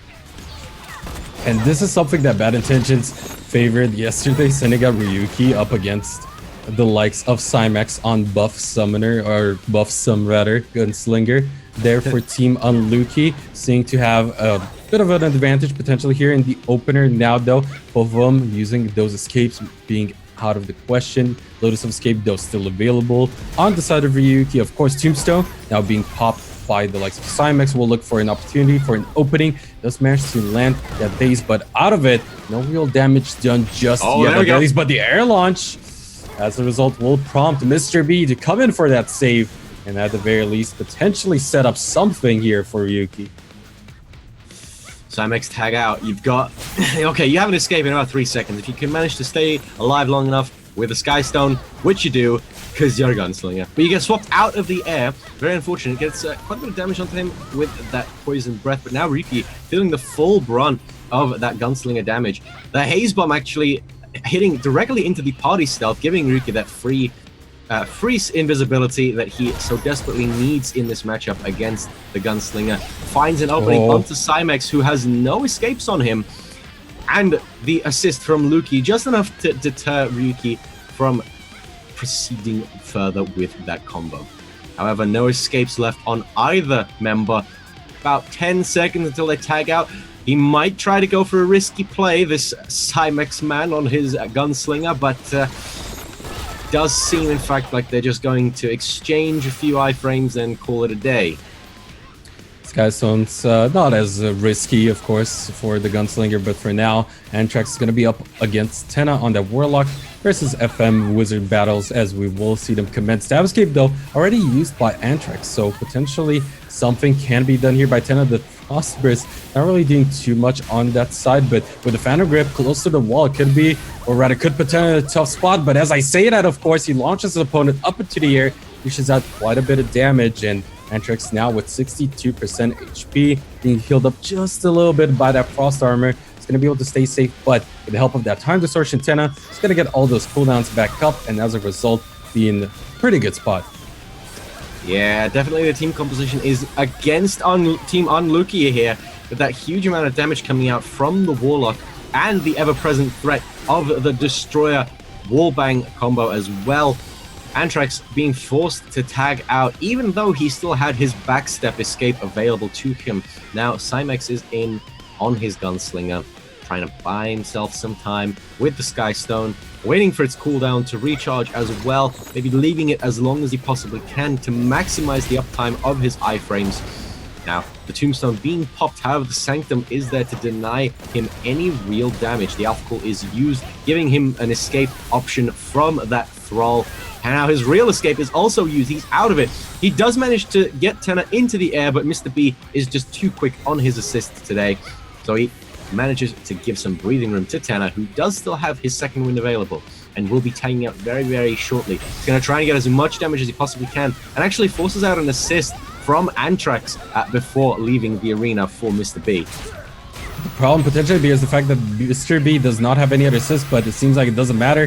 He manages to do a lot of damage, force out Antrax back into the fray. Now with the Fender Grip, it's gonna mean that Ryuki is gonna come in, get the position swap. Can he secure anything else? The answer is no, as he actually gets healed up big time during the Frost Armor. So somewhat of a reset in that regard, with the HP pool being much better here for Antrax. Team Unluki trying to stabilize as best as they can. Of course, as said, the big thing here is the fact that Mr. B does not have any assists. He does have tag outs, however. So overall, in terms of the resources themselves, it is favoring the side of bad intentions. But now actually forces that Typhoon. He's going to manage to launch his opponent up into the air. And again, with the knee, force out that tap escape. But overall, with no escapes available for Mr. B as well, he's going to try to do some damage onto Antrax. But I'd still expect him to see him potentially tag out somewhat relatively soon here. Yes, indeed. They both actually end up taking out into a full health Luki and more or less full health Tenna. Matchup, not particularly great. Bastion preventing the Flock of Blades from knocking Tenna out of his very important Sanctum. Warding Spirit is up for Luki, so he is able to prevent some amount of damage. The 5-point strike not able to hit its mark, and the Flicker also being used fruitlessly. However, Soaring Falcon into Searing Slash, chunking Tenna down. But with the Time Distortion and the Bastions, he is able to heal himself up quite nicely. Actually slides behind Luki, launches him into the air. Antrax with the Divine Veil and the Sage as well. The ultimate actually takes care of the Thrall really, really quickly, but with no iframes on him, no escape skills, Luki could actually end up just going straight down immediately here. Cymex with his ultimate as well. At this point, I'm fairly certain they have accepted their fate, so to speak.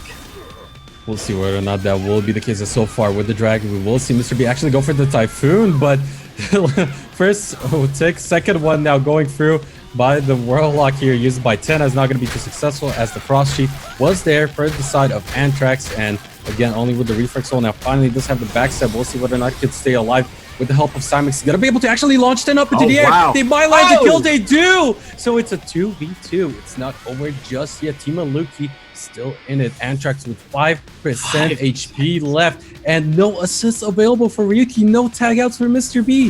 This is a 1v1 scenario, but with the caveat of Cymex still able to tag in at some point. But no! He's dead! No! Oh, no! Unluki indeed. Now it's only up to Cymex. Final member here for Unluki. It seems like he's absolutely obliterated. Mr. B finishes the job. It's up to Cymex, and he's already dead. Okay, I see. I see how this is going to play out, or how it did play out. They almost had it. They almost had a chance. In less than a minute's time, about 30 seconds or so, Antrax would have had his very long cooldown ice back up again. He would have been able to heal himself enough that he wouldn't have, baited himself into getting pile drived. Well, unfortunate position to be in, but once again, I want to quickly mention the fact that there is a giveaway going on. Make sure to check the link down below. As you can see on your screen right now, it is case sensitive, but if you want to have a shot at winning the Scarlet Bird costume, definitely check it out. The winners will be announced on Wednesday, so stay tuned, of course, and make sure to also check up your emails, because the winners will be notified via email. So up until then, now we are up in the series 1-0 in favor of Bad Intentions. This is looking really grim for Team Unluki. Of course, you do not want to stop by with a 4th place finish only. You definitely want to try at the very least to get the 3rd slot. But at this point, seeing how Bad Intentions definitely want to climb their way back up and get revenge on Team Bai, it's not looking too hot for them. No, certainly not. And as briefly mentioned as well, there is a recurring theme between top teams. They all have a certain class by their side, which Team Unluki is lacking. Can't count them out just yet, I feel. Definitely not the case, especially with the side of Cymex on the Gunslinger. With the damage they can really dish out. We've seen how Tenna just got absolutely obliterated himself too. So we'll see what's going to happen as the round will start. Of course, already the stealth out of the picture here for Ryuki, so not looking as good as the previous round, but still interesting to see that matchup come into the fray. Ryuki versus Cymex. Start things off once again to lead. Bad Intentions now already Alpha Call being popped with the tab escape to follow suit again. So both of them down and out for now, but this has been something of a staple move by Bad Intentions. Tenna coming in, resetting the cooldowns here for Ryuki and playing it safer than. Cymex absolutely should realize by now that as soon as that happens, he has to get out of there. But instead, he stays in, going for the risky play. Mr. B is there with the assist. Cymex, you have no escape. You have to anticipate these things. 5-point strike ends up actually attacking into Ryuki's counter. Most unfortunate for him. Cymex needs to get out. You need to get out. Listen to just come on, Cymex. Antrex is there, luckily, to save his teammate, but at what cost? 30% health and 2 assists out. You're still in. 15%. Why are you still here?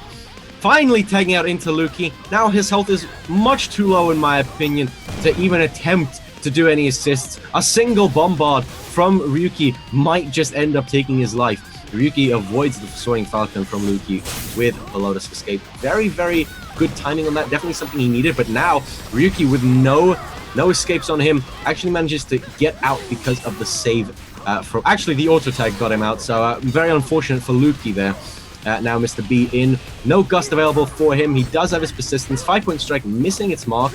Now with the Ember Stomp down, Blade Master really doesn't have many ways of dealing with this. However, he does avoid the drag from Mr. B and actually forces him out and away from his Ember Stomp, but then that knee just lasts so long and to the wall. Okay. And this could this could be the end, but instead it's actually the stun that hits him there off of the parry, I believe, and with Mr. B now still being in a good spot. I don't think he had his Typhoon up and available at that particular time, but still, this is again just looking absolutely devastating for Team Unluki, as so far now still looking for an opportunity, will be unable to get anything done. Just stay safe with the help of that Hongmoon block, but just Bad Intentions, such a dominating position. It's gonna come down to the Soaring Falcon to potentially do a lot there, but instead it's gonna hit him on the wall, and the kill is all too easy for Bad Intentions. I mean, easy setup, easy life, easy win potentially here for Bad Intentions. Congratulations, you played yourself. He pulled Mr. B into the wall. I mean, that's just... That has to feel just terrible. Terrible. Now Antrax and Cymex in this 2 versus 3 scenario with Cymex with very, very little health. I feel like his teammates should have protected Cymex a little bit better in the beginning of the match.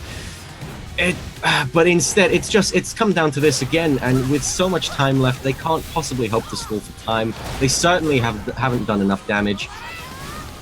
The Frostburst does connect onto Tenna, but the time distortion is there, so Tenna will probably use his second wind to get out of it and maybe catch the final tick in order to reset that cooldown.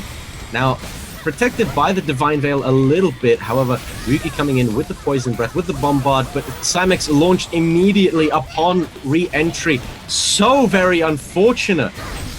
And in such a bad position as well. No wallbang available for them, but at this point, Antrax is just in such a terrible position. The ultimate coming out. He does get stunned out with the Force Blast, so no cigar on that one, but launched into the air. Who needs his ultimate? He's got his Dimensional Volleys. He's got his Dragon Helixes. This is just a matter of time at this point. The Phantom Grip does come through, but it's not going to amount to anything. It's gonna be it. We will see Team Unluki take the 4th place slot, and Bad Intentions moving on through the losers bracket.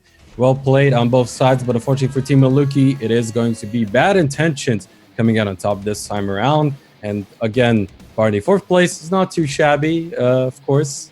Quite a lot still earned. Yeah. Good preparation for those trophies.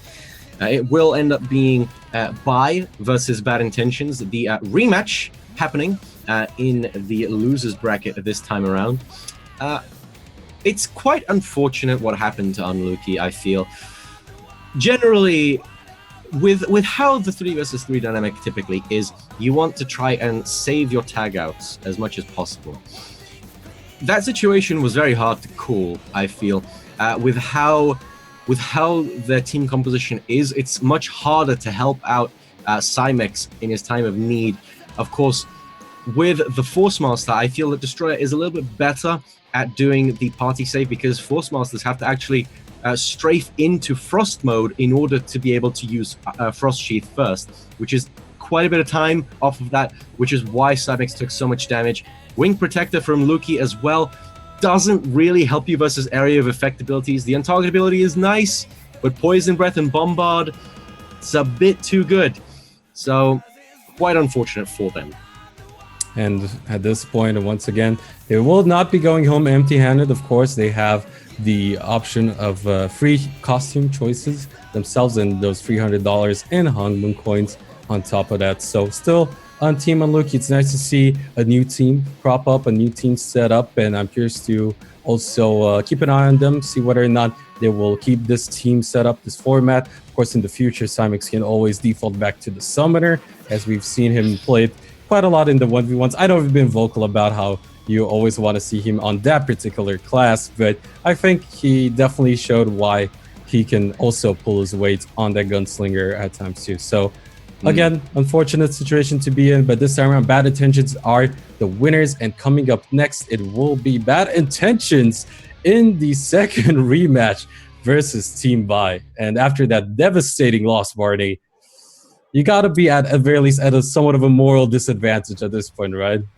Oh, absolutely. Depending on the way that they lost is just horrendous. Very, very few ways in which that can be said otherwise. Going to time in a 3 versus 1 scenario, so dominant, and Colorize said, I'm confident in that we'll win on damage. And they did, but by such a small margin. It really could have gone either way at the end there. We'll have to see if Bad Intentions has maybe picked up some slack and aren't possibly going to let it go to such a bad position a second time around. But of course, with the team compositions being very similar, with the one exception of that gunner, it's very, very strong. If it does go to time, it's probably going to go to the gunslinger because which is just so very ridiculous. But of course, it's really hard to say. There's been some very, very good competition today, and commiserations as well to all the teams that couldn't make it to the finals. But I hope to see more of them in the coming months and for quite some time to come. And that's the interesting aspect of some of these matchups, right? We see teams like Team Bai do exceptionally well in the 3 versus 3 format, but in future tournaments where you have the mix and match setups, might not be as proficient or as dominant because, of course, 1v1s come into play at that point. So we'll be really curious to see whether or not they're going to stick as a team come later stages. Of course, potentially later down the line, if there's going to be tournaments like Wildcard and Regional this year as well, that will be a big factor. And that's the exciting part about all of these different teams, the fact that we have so much competition now on the EU side of things, and some other returning players that we've seen in the 1v1 format will be looking to see whether or not they can just set up a team and prove to be a big competitor as well in the future with the free v3 setup.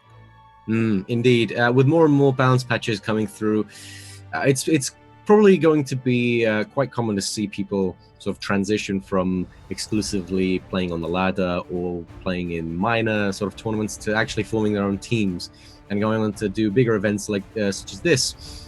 Especially with how things are right now, there's definitely a sort of defined meta, if you will. Having a Warlock on your team certainly seems like a standard practice at this point. It just seems to offer a bit too much. The Destroyer as well, with that wallbang. On your screen, you can now see the brackets once again. Bed Inventors calmly waiting until someone worthy can come up and fight them. For the time being, we will have Team Bai versus Bad Intentions in their rematch. As you can see, Bai went 2-1 against Bad Intentions, and in such a clutch manner. I'm certainly not expecting Bad Intentions to let it go that long again, but we'll have to wait and see. Who knows? They also haven't been given a break because they've just fought Team Unluki, so might be a bit fatigued. That can definitely come into play. And another big factor is in terms of the grand finals themselves, it's going to move on to a best of 5 format. So interesting things can happen at that point too. Of course, having the winner's side or winner bracket advantage, Team Bed Inventors will be definitely at ease. Not only did they get their time to rest, on top of that, even if they lose the first best of 5, they have another shot at getting that first place finish. So they're still going to be sitting comfortably, of course. But in the meantime, in this next particular matchup, Team Buy versus Bad Intentions B, absolutely crazy to think that Bad Intentions might go out with a third place finish only. As said previously, coming in as the favorites, not at the very least seemingly until now, able to get dethroned in the 3 versus 3 format, but now up against Buy. They've already lost twice. They lost once today, they lost once yesterday, and at this point, it's even on, as said, on the moral battle side of things, it's going to be tough. Oh yeah, absolutely. And either way, Bad Intentions is going to have quite a steep climb. If they do win this one and go up against Bed Inventors, then the pressure is certainly on them, because they have to reset the bracket before they can actually take it all down. So Bed Inventors certainly sitting very, very comfortably. This could be, and I hesitate to say this because Caster's Curse is strong with us recently, this could be the tournament where the curse is finally lifted and they will no longer be second place to Bad Intentions. Only time will tell. Oh, at this point, it's just, at the very least, looking extremely favored for them. They haven't really gotten this opportunity before, and we'll see whether or not they're even going to be facing off against the likes of Bad Intentions, of course, in the grand finals, as we're still waiting on the players to set up and get ready. But in the meantime, of course, if you missed out on any of the action tonight or any of the future upcoming previews in terms of the patches or the North American tournament, make sure to follow the Twitch page right here for the official Blade Soul content. And on top of that, also head over on YouTube, where all the different VODs will be uploaded, and there you can catch up on some of the matches you may have missed, because all the series tonight have been absolutely insane. Like, some of them were just it got me at a loss of words, to say the least. Yeah, there are very few ways to, well, there are plenty of words to describe it, but they elude you in the moment. So definitely the rewatchability of many of these matches is profoundly high. As well, just as a reminder, you will see a code on screen right now. It is case sensitive, so go ahead, do that as quickly as you can. I'm very, very much looking forward to what's to come. Oh yes, because again, this is the time for Bad Intentions to show us why they've been so heavily favored, why those last 2 matches, maybe some luck was involved with the likes of Colorized pulling through. In the end, there was so close. It really came down to the wire.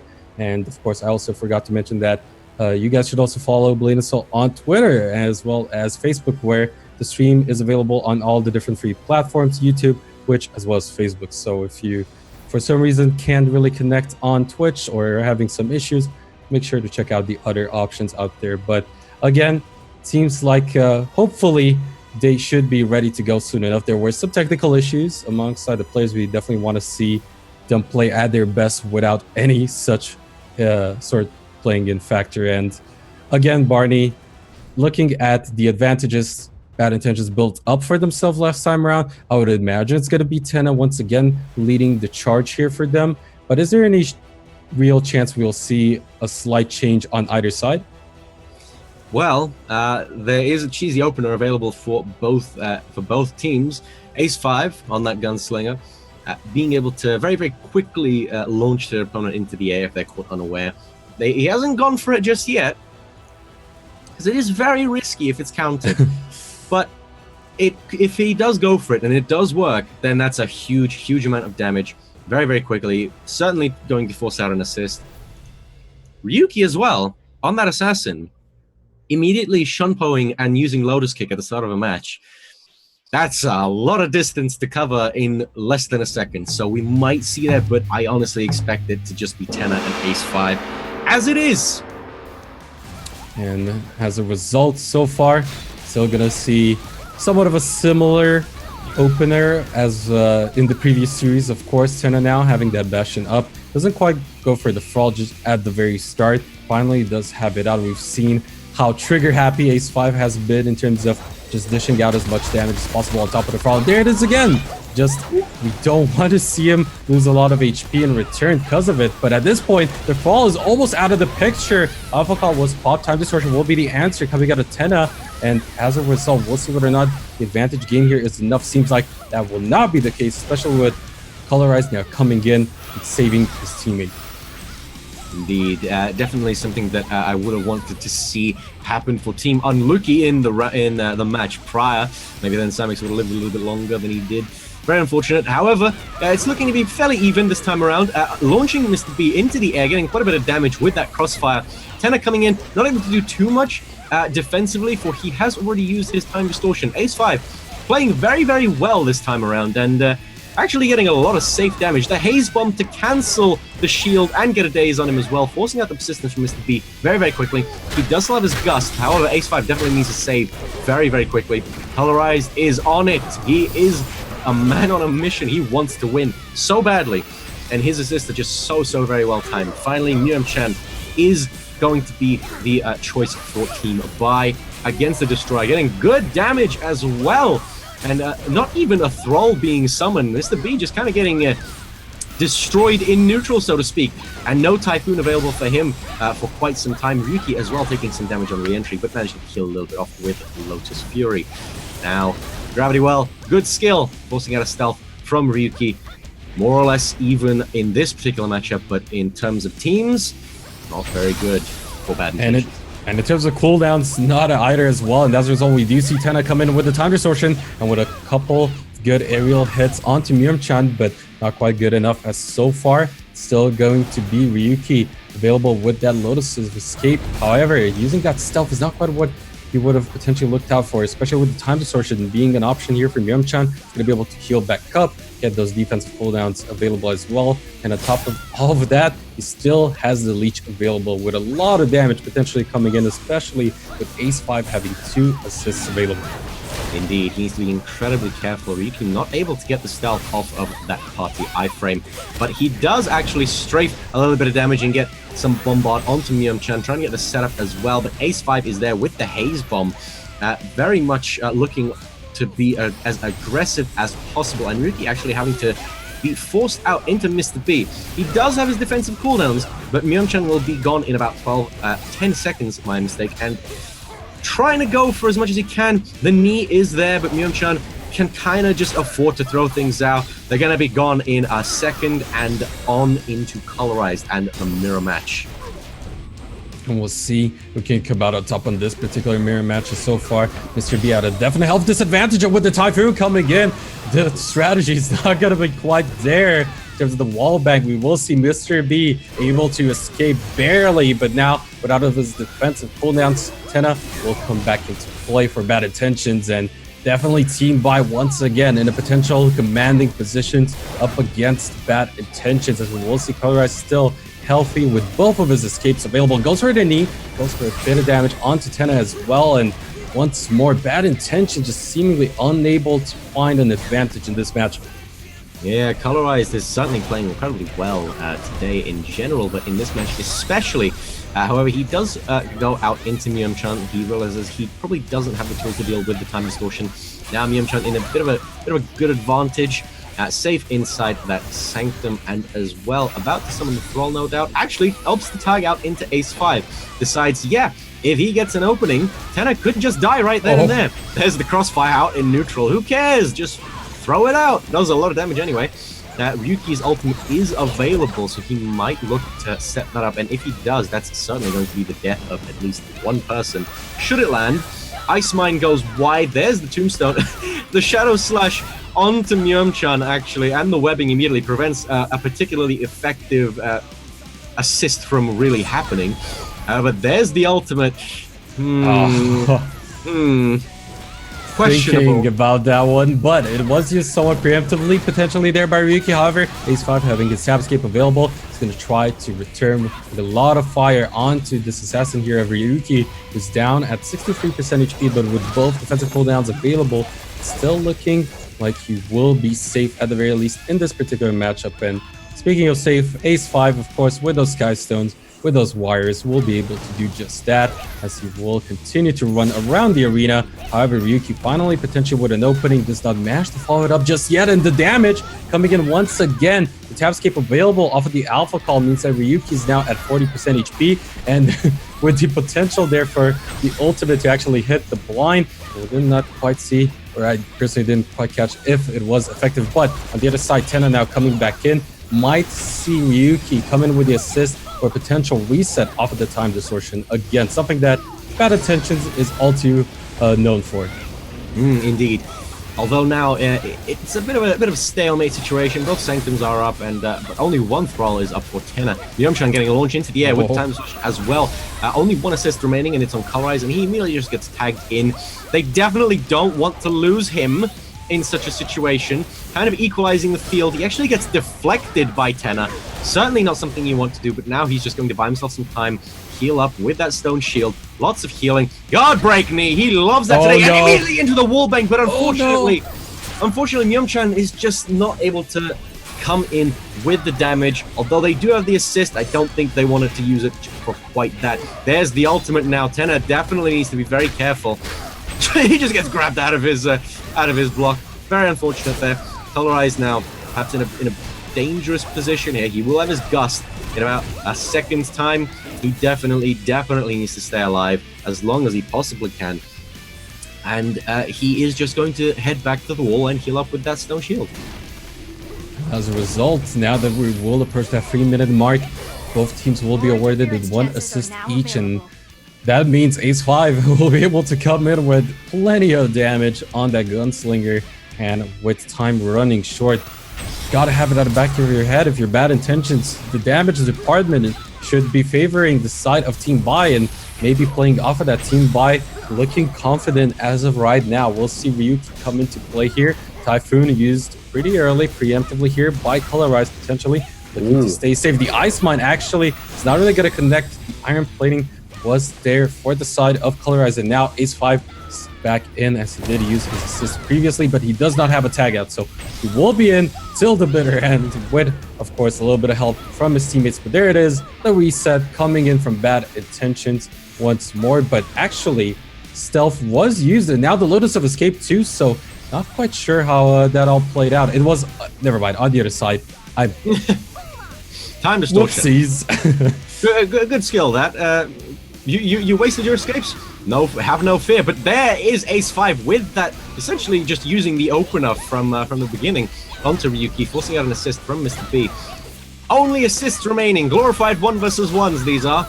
And Ice Mine actually does finally connect onto Ace 5. Myumchan does have 1 assist left, Colorized 2. So the main savior of Team Buy is still alive. Ace 5 definitely needs to be very, very careful. Repulse, very, very questionable from Tenna there. That actually could have been quite a bit of damage onto Ace 5. Instead, he's just going to Sky Stone, sling himself around, and remain relatively safe. Maybe looking for a Haze Bomb opener from Ryuki. Alpha Call used. He will have that up for another 5 or so seconds, forcing out the stealth from Ryuki. The Spinal Tap forcing the Alpha Call escape out of Ace 5. He still has his real one available. No Tombstone. Sky Stone in about 10 seconds time. Gets stunned once more. Dazes Ryuki. And now he's just looking for the opener. Swap avoided Lotus Fury, avoiding Ace 5's crowd control abilities as well, and Ryuki tagged out into Tenna. Now launch into the air, but Colorized is just on point with those impressive saves. Time is running short. 40 seconds remaining. I'm not convinced they have the damage this time around. They need to pick off a player, and soon. But in this mirror match between Myumchan and Tenna, it actually does seem like Tenna's going to be on the receiving end of it. Ace 5 coming in with the huge burst damage. Maybe. Is that a Fury I spy from Mr. B? Myumchan also coming in with, getting a huge chunk of damage taken onto them as well. Tenna getting launched into the air. He does get taken down. This is coming down to the wire. Oh, but Mr. B! Close to Mr. B! Ooh, just gets the return as well, but with just a second left, it's anyone's game. I'd consider Team Buy being the victors here in terms of the damage. As we've talked about previously, the Gunslinger damage is insane, but can they do it? Yes, it is. Buy. And by quite a hefty margin, actually. Not necessarily by 3v3 standards, but that's about 70% of a full health bar, I'd say. So, they definitely played it very well. I have to certainly, give props to Colorized again, and not just because we're homies, but because he's just playing out of his mind. He's so on point with those escapes.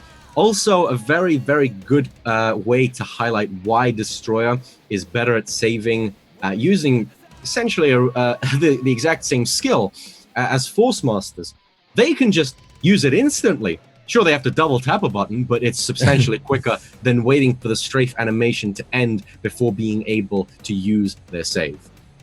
And another big thing there was at the very end when Ryuki tagged in and Colorized went in with the assist himself to save up his teammate. He actually managed to grab Ryuki, get him to the wall, and almost kill him there too in the meantime. So that was just some clutch play, as you said once more. But again, bad intentions, down 1-0 versus Team Bai. Will they truly be their downfall? If they lose this next round, they're out. And with only a third place finish to boot, Barney, this has so far been absolutely insane. But both teams are ready, and bad intentions need to step it up if they are to remain in the tournament, if they are to equalize the series 1-1. Indeed. Starting off again, Ace5 versus Tenor. Tenor already having to use his second win. We might see an early time distortion from him, which would be very devastating for his teammates should that occur. However, very, very good exchanges all around. No escapes on either of them. Alpha Call still available for Ace5. The Void Walk is still a thing for Tenor, my mistake, but if Ace5 gets a quick launch, then it might not be that useful. Trying to get some good damage, huge damage with the Tombstone, and very safe with the Alpha Call as well. Now the time distortion is coming out. Oh my goodness, Tenor! So much damage! Mr. B not really responding to that as much as perhaps Tenor might like. Myung-chan with that time distortion as well. Ace5 now in a very dominant position, having his escape, having his important crowd control cooldowns, but now the escape has been used. Skystone is down. He needs to be a little bit more careful. Alpha Call is still on cooldown, but my goodness, the mobility of Gunslingers is just so high. He's able to do damage even through Mr. B's spin, although it is a defensive spin rather than the deflect, so it is preventing a little bit of damage. Now, coming in for the assist is Colorized, and Mr. B has to leave his Ember Stomp behind him. Ace5 is just commanding the arena to his whim. Not only that, he's touring the arena time and time again. So many laps already achieved, but at this point, having this advantage over Mr. B, launching him up into the air, this could have been dangerous, but we will see the assist come through, and at this point, bad intentions just at a severe disadvantage. Ace5 with 6 seconds left, still dancing around. He needs to stay healthy. He needs to, at the very least, make sure his teammate coming in will be safe, and it seems like that will be the case. Myung-chan does head in, but now with the assist, a lot of damage could have been potentially there, but Colorized notifies that and makes sure that does not happen in return. Actually could land a kill on Mr. B. They do! Team Bai just living up to their name, potentially here for bad intentions, telling them just that. With only 2 members left, Tenna especially also not healthy. Ryuki gets launched up into the air, and at this point, bad intentions might actually fall short here and only get 3rd place, especially with Ace5 coming in with a lot of damage. So much here done by Team Bai. If you want some PvE guides, you can definitely check out this round as well. But again, just this has been absolutely insanely commanding position by Bai, especially since Ryuki almost dies, as well as Tenna when he tags in. And this Barney is just surely over.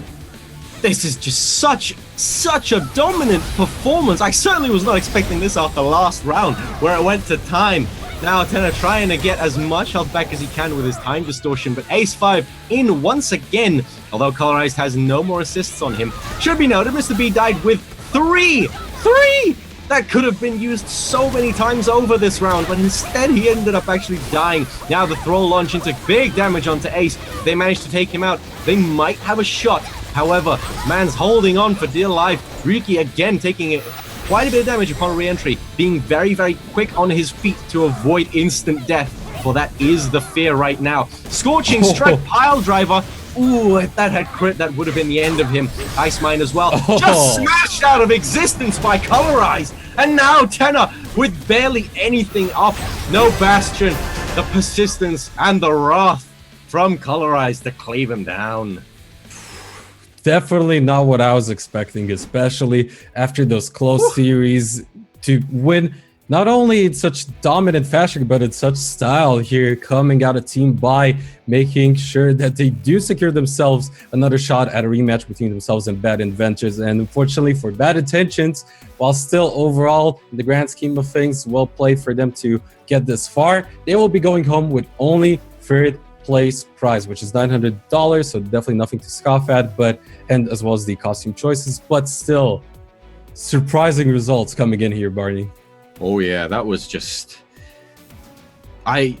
Words are elusive at the time of this match. It's just so very, very dominant and unpredicted for sure. As you mentioned, they had a 2-1 against them both previous times, both earlier today and yesterday as well in the match that we sadly did not get to see. But in that final round, they just obliterated them. Completely obliterated Team Bad Intentions. A lot of unused potential, I think, as well. Mr. B dying with 3 assists. And especially as well in the early part of that second round, he could have definitely jumped in earlier to save Tenor from that just onslaught of damage coming out of Ace 5's Tombstone. But I don't know. Maybe communication wasn't there. Maybe they really were fatigued from having to play so many times over, especially from Team Unluki. Although they did 2-0 Team Unluki, they still had to try, I believe. So, well, you know, it's still Bad Intentions, one of those very seemingly emotional teams. So some of this fatigue, some of this in terms of just unfortunate scenarios they've been through could affect them for sure. But coming up next, it will be our grand finals, Bad Inventors versus Team Bai. We will be moving on to a best of 5 format. You definitely want to stick around and not miss out. We will be moving on to a short break, but until then, don't go anywhere.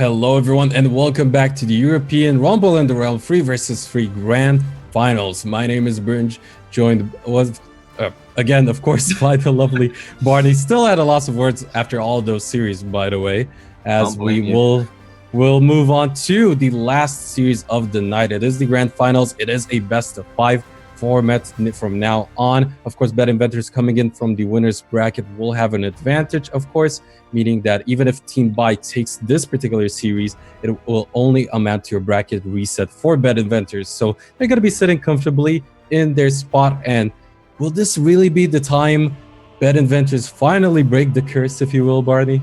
Oh, I hope so for their sake. It's happened entirely too many times. Again, I still can't quite believe it. That is not a typo. Buy really did 2-0 bad intentions in the losers bracket. Oh, yeah. Oh, those were some spicy matches. And for sure, if you want to catch up on them, which I highly recommend you do, then you can, of course, follow Blade Soul on Twitch, Twitter, and Facebook as well. So, and YouTube. Get on that, you know. Yeah, the VODs will be uploaded there, of course, if you wish to rewatch it. It was just so intense, and I highly recommend anyone to watch it as well. Brynj also mentioned briefly. It's if anybody wants to know how to get into PvE with Gunslinger, then Ace5 is your guy. But, well, it's still going to be an interesting outcome nevertheless. Of course, on top of all those things, there is a giveaway going on, or rather a chance at winning the Scarlet Bird costume right now. As you can see on your screen, make sure to check out the link down below. It's lowercase sensitive, so again, make sure to type it in correctly, and the winners will be announced on Wednesday. Of course, if you are such a lucky winner, you will be notified by email, so make sure to check it out. But now, Barney, we are in our Grand Finals. It is Team Buy really just surprising everyone, coming in exceptionally strong in the 3 vs 3 format, but with Bet Inventors still being dominant, still having the likes of Zappish with his smooth moves on the KFM, especially with those ultimates. We've seen how deadly it was. What's going to happen? What's your take on it? Oof, well, I think that, as mentioned before, although I will reiterate many times, as many times as I need to, the Kung Fu Master is kind of the wild card for that team. It's something that you don't really expect, although they do have the substantial power of the Warlock in areas. The Kung Fu Master is not something you would typically expect. You might think, well, why not go for a Blade Dancer instead? They've got good saves. Why not go for that Destroyer, actually?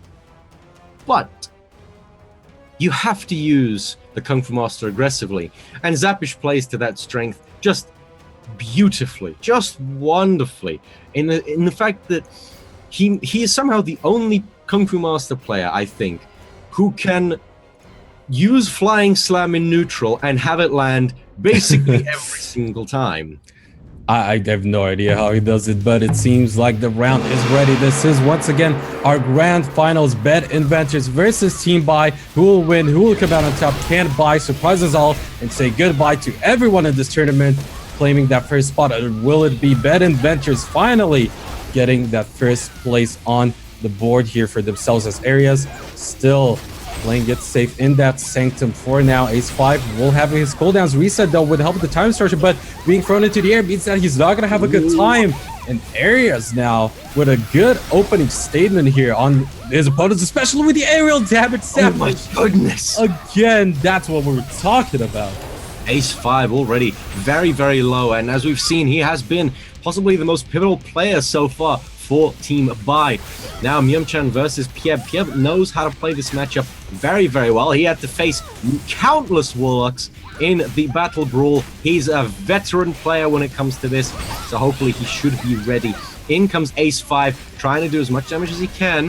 However, the Phantom Grab actually providing the block safety for Pieb, immediately launching Colorized upon his entry, taking huge damage from the Warlock as well as the Lightning Draw. Colorized already at 32% health, and he just barely got in. The match hasn't even really started, and Bet Inventors has such a huge convincing lead over on Team Buy. That was the big thing that led to their victory in their respective series against Team Bai, was the fact that they pretty much singled out Colorized and got him out of the picture in the first place before anyone else. And this time around, getting him really low was definitely looking favorable for them, considering the HP pools in Bed Inventors' pocket. Of course, on the other side, Myeon-chan can come in with an assist as well as Ace-5, and we cannot count out the Gunslinger damage. Once again, both of these players just making sure they recover their chi for the house. They will finally re-engage. No more shenanigans afoot, and so far Colorized actually taking a lot of damage off of the lightning draw. Not sure if they critted right there, especially with him only being at 22%. Now, forces his Typhoon, he does not have any other defensive option available, and now getting caught into the grab. This might be it. Zappish is going to come in. Can he finish the job? The answer is not quite, but it seems like Pieb still does it, and with that particular kill, Bed Inventors looking super favored here in this first round. Oh, definitely. Ace-5, although he has been quite impressive before, it won't matter. The leech into the launch, and he's already dead. The loss of Colorized is so devastating to them. He's been so on point with his saves today, but it's just not enough. Bed Inventors is just playing so very well. And now he's just continuing to do so. Areas with the huge damage onto Myeon-chan. This is looking so grim and dire. He can barely even do anything anymore. But he's clinging for dear life. His time distortion is coming out, healing up a little bit. But Areas is just continually going in on him. His own thrall up now. They might just want to toy with him a little bit. Put them in their place, so to speak.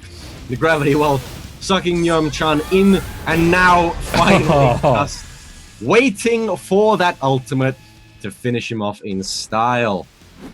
And at this point, being up 1-0 already in such a dominant fashion. Of course, Bed Inventors were able to just sit back, relax, wait for the matches to play out until the grand finals, having that winner's bracket side advantage. And at this point, just being absolutely on top of this particular matchup. Even the previous time these two face off against each other, it seems like they have their number, whereas Bai up against Bad Intentions seemingly having the advantage in that particular matchup in the end. This time around, it's not in their favor anymore, it seems.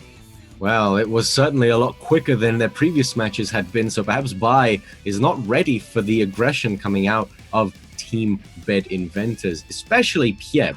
I feel like Pieb manages to stay in the longest.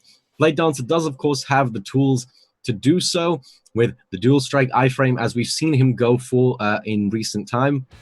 The Maelstrom, of course, and the Guardian Tempest. They can stall long enough to get into a bad position, get saved by a teammate. Wait long enough, bad position, saved by teammate.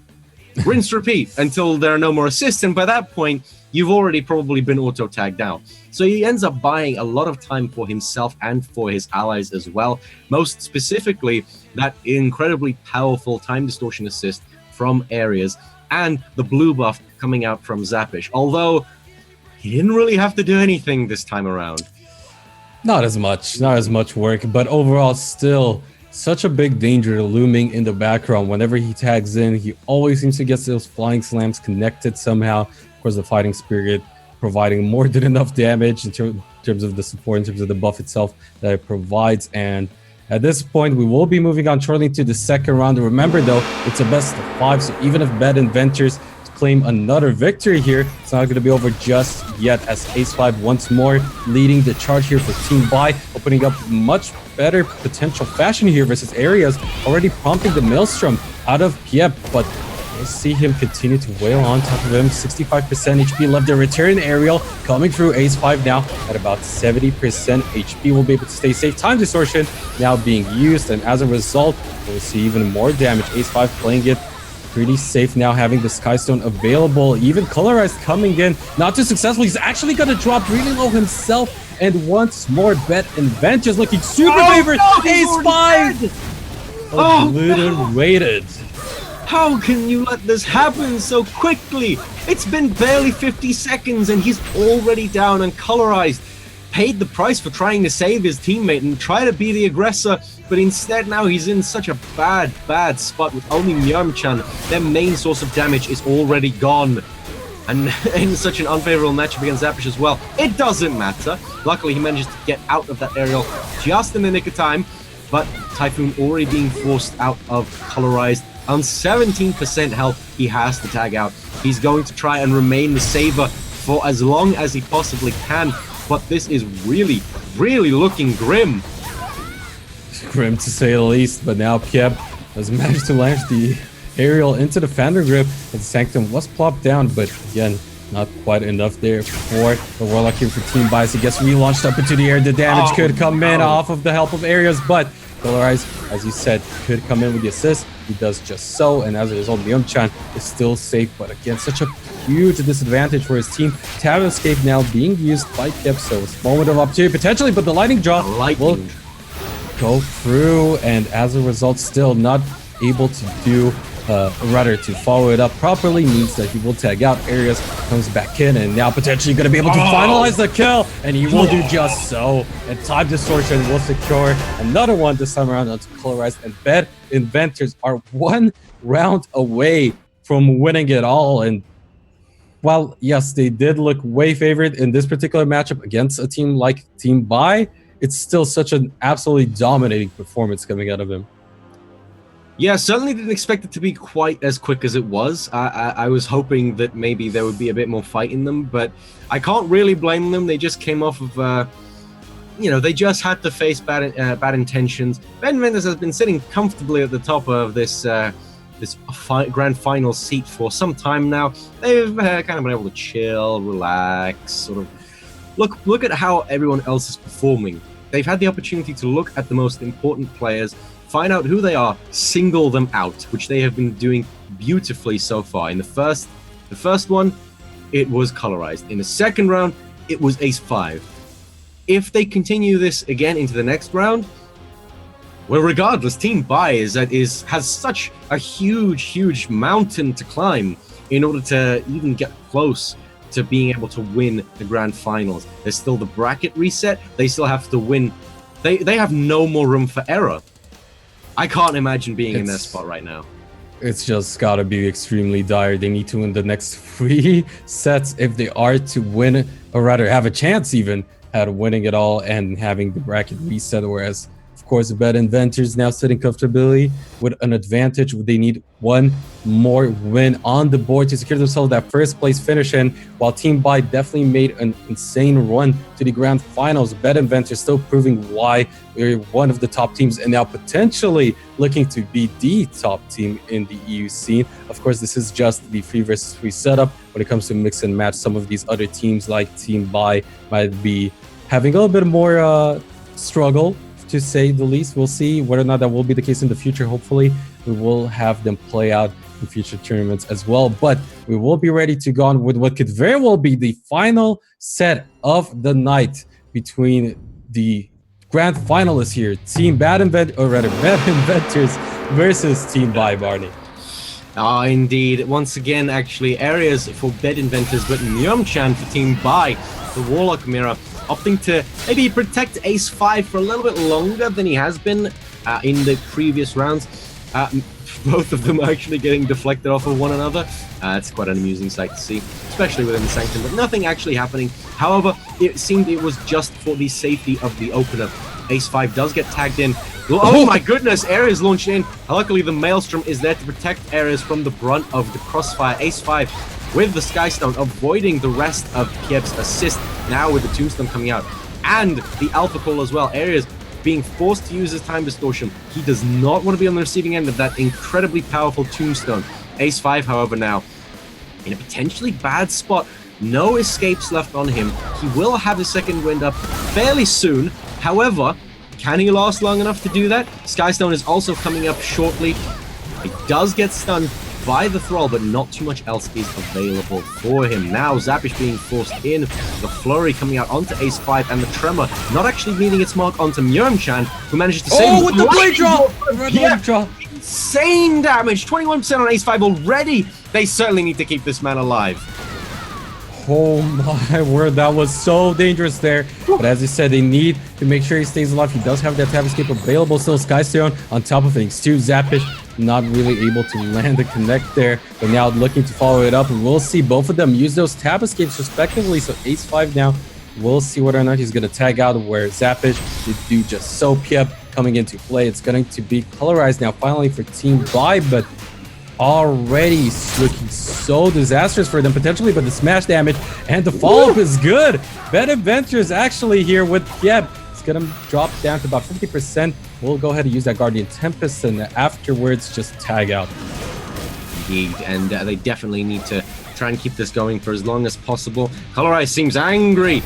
He wants as much damage as he can, but without the Gust and only the persistence available against areas, not exactly a great matchup. Typhoon already being forced out, and there's the persistence. He immediately has to tag out into Yeonchan. It's just too dangerous a position for him to be found in. Ace 5 as well.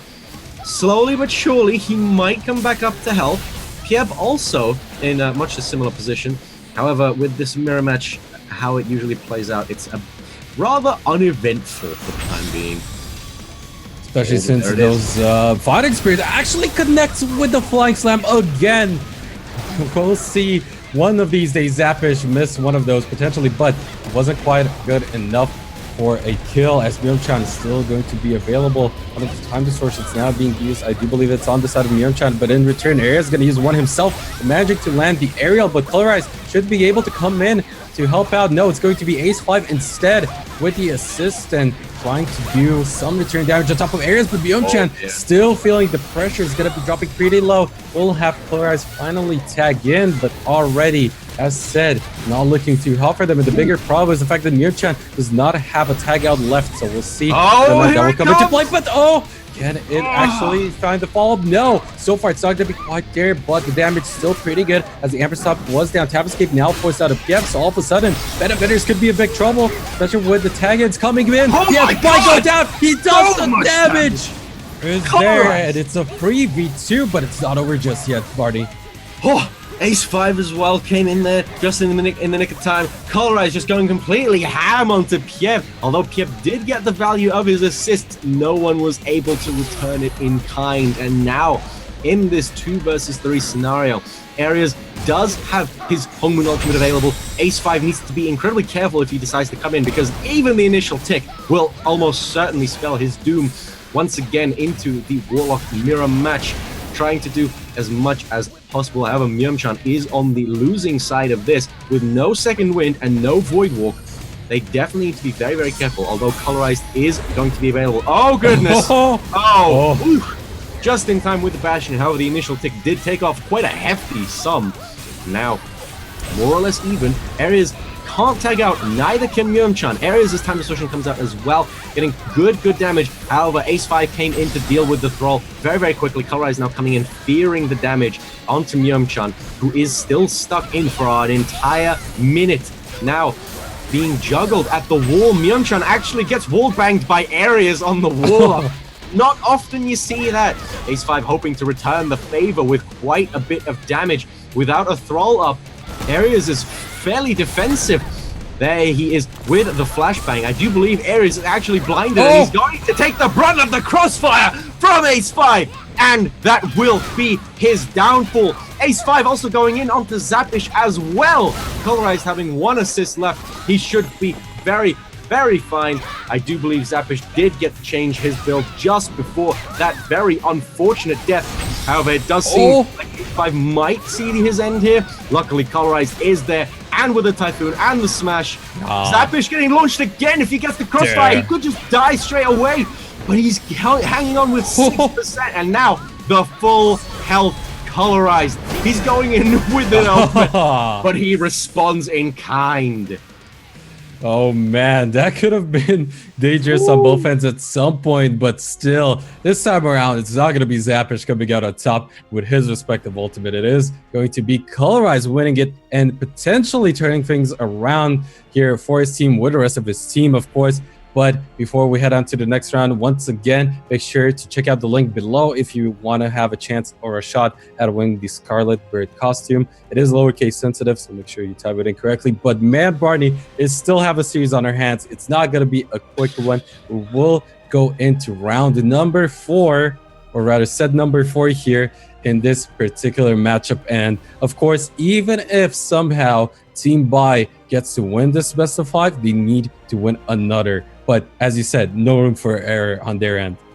Oh, absolutely not, especially since they need to win 2 more consecutive games in order to even have somewhat of a safety net against Team Bed Inventors. But they've shown that they are still alive and kicking. They do still have some fight left in them, especially Colorized. Oof. He's angry. He wants to win. He did not appreciate being immediately taken out in that first round. So, yeah, I think he's on a vendetta, and he certainly wants to try and win. To be fair, I really think that their adaptation here for Team Bai was really smartly done in the fact that they had the Warlock come out instead to start things off, bought enough in terms of the resources being spent from the side of Areas to make sure that Ace5 is in a safe spot to still come out on top of that particular matchup. So it's an interesting back and forth. I'm really curious what the answer is going to be coming out of Team Bed Inventors, as we are ready to go in about 30 seconds. And man, Barty, this has been an absolutely insane finals, and just in general top 4 matches overall, as we will head into Areas versus Myung-chan, leading on both sides once again. Oh, we will have to see how this one plays out. Definitely seemed to work in their favor, leading with Myung-chan in that last round. Maybe they'll see some more success as they did before. However, it all rests on the initial openers, and if they can force out those tag assists from the side of Pieb, Myung-chan now getting a little bit of damage taken from that imprison. Now the leash coming out, the untabbable. Luckily, Colorized is instantly there with that assist, and actually return damage onto Areas is quite good, I would say. Myung-chan now healing up as well, thanks to that Bastion. Areas in a pretty bad spot, I'd say. However, the second one was just forced out from Myung-chan by that Tetherblade. Now imprisoned. Areas also out of any escapes. He needs to be very, very careful here. It's immediately Zappish coming in, actually using the Flying Slam as well, but luckily his Frost Armor was there. And now Colorized versus Zappish. Not a matchup Colorized particularly enjoys, but luckily he does not have to worry about that threat of the instant launch from... Never mind, Flurry! I forgot Flurry is the thing. Now, lots and lots of damage onto Colorized. Actually grappled, but he's holding on to his escapes. He's being very patient. He knows it's a bit of a gimmick. Gets a deflect onto Zappish. Definitely not something you want to do. However, he misses the tech chase with that persistence, hoping to go aggressive. Hey, maybe you should just use Fury if you're going to do that. But now on opposite ends of the arena, healing himself up with that stone shield and just buying time.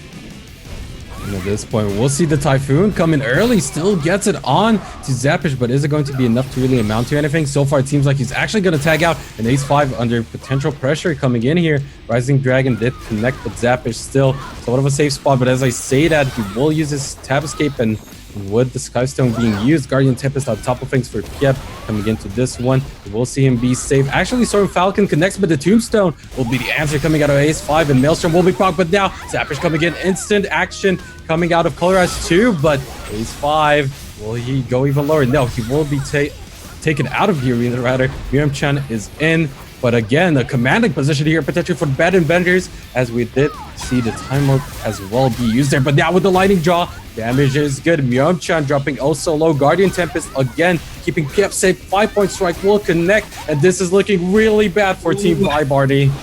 Yes, but luckily the lightning draw is not available for Pieb, so Myung-chan does get a second lease on life. Colorized actually did, when he came in earlier, he actually didn't have the iron plating, so he had to just kind of feign a good assist.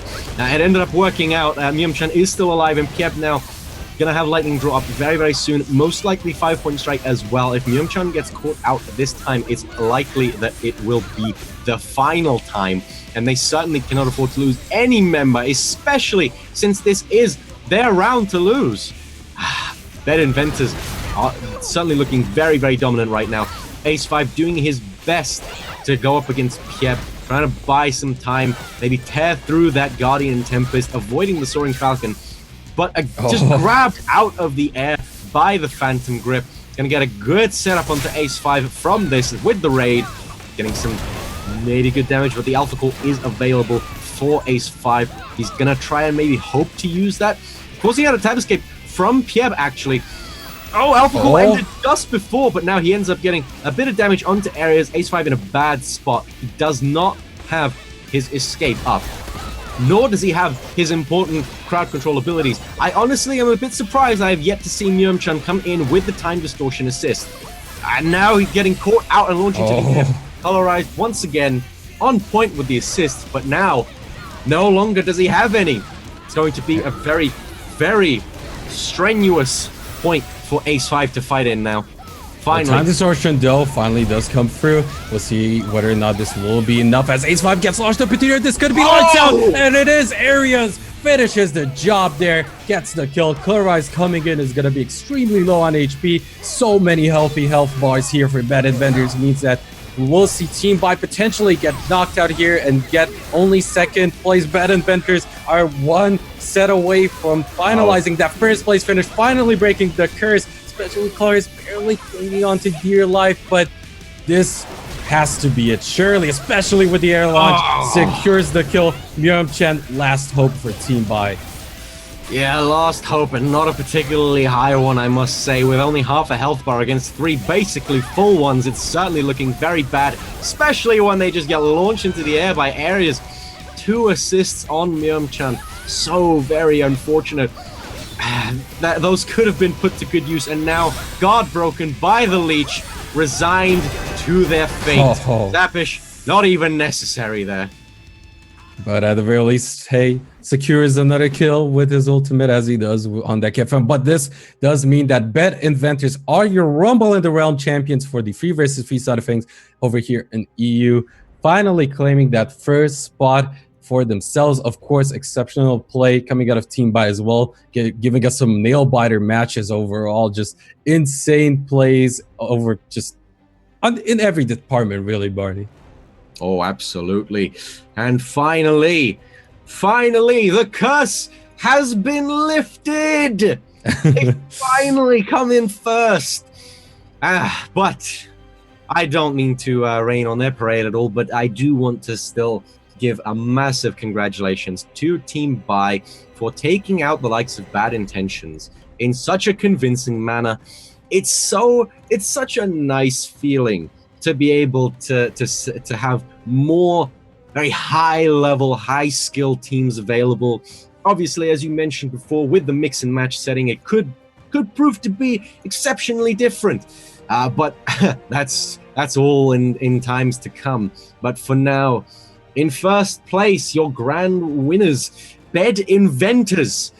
And in second place, Team Buy. Third place, Bad Intentions. And Team Unluki in the 4th place spot. Commiserations to those that lost, but very, very well played to all teams involved. Yeah, today and yesterday as well. I hope to see you all later in the year. Keep going, keep practicing, and best of luck to you. Most definitely. We have a lot of up-and-coming teams, of course. Even Deletion Service getting pretty close to making it out. Spice and Juice, another shout out to them as well yesterday for playing it out well. Hopefully we'll see a bunch of them in the near future. But again, first place, as said, goes to Bad Inventors with $1,500 in their pocket. A choice of the 3 different outfits, Cool Days, Teacher's Pet, Noblesse. Second place, though, here for Team Buy with $1,200 to boot as well. So once again, my name has been Brunch. Thank you so much for joining me, Barney. Make sure to follow Blade Soul on all the social platforms, Twitch, of course, as there will be the North American 3 versus 3 Rumble finals later tonight in about 4 hours, I believe, from now, if I'm not mistaken. But on top of that, if you missed out on any of the action, make sure to follow Blade Soul on YouTube as well, and for any future updates on Twitter too. Once again, my name is Bruce. Thank you so much for watching, and also thank you for all the people behind the scenes making sure everything runs smoothly, the broadcasting team and the organizers. And once more, hope to see you soon. Till then though, take care. Goodbye. Ah, shit.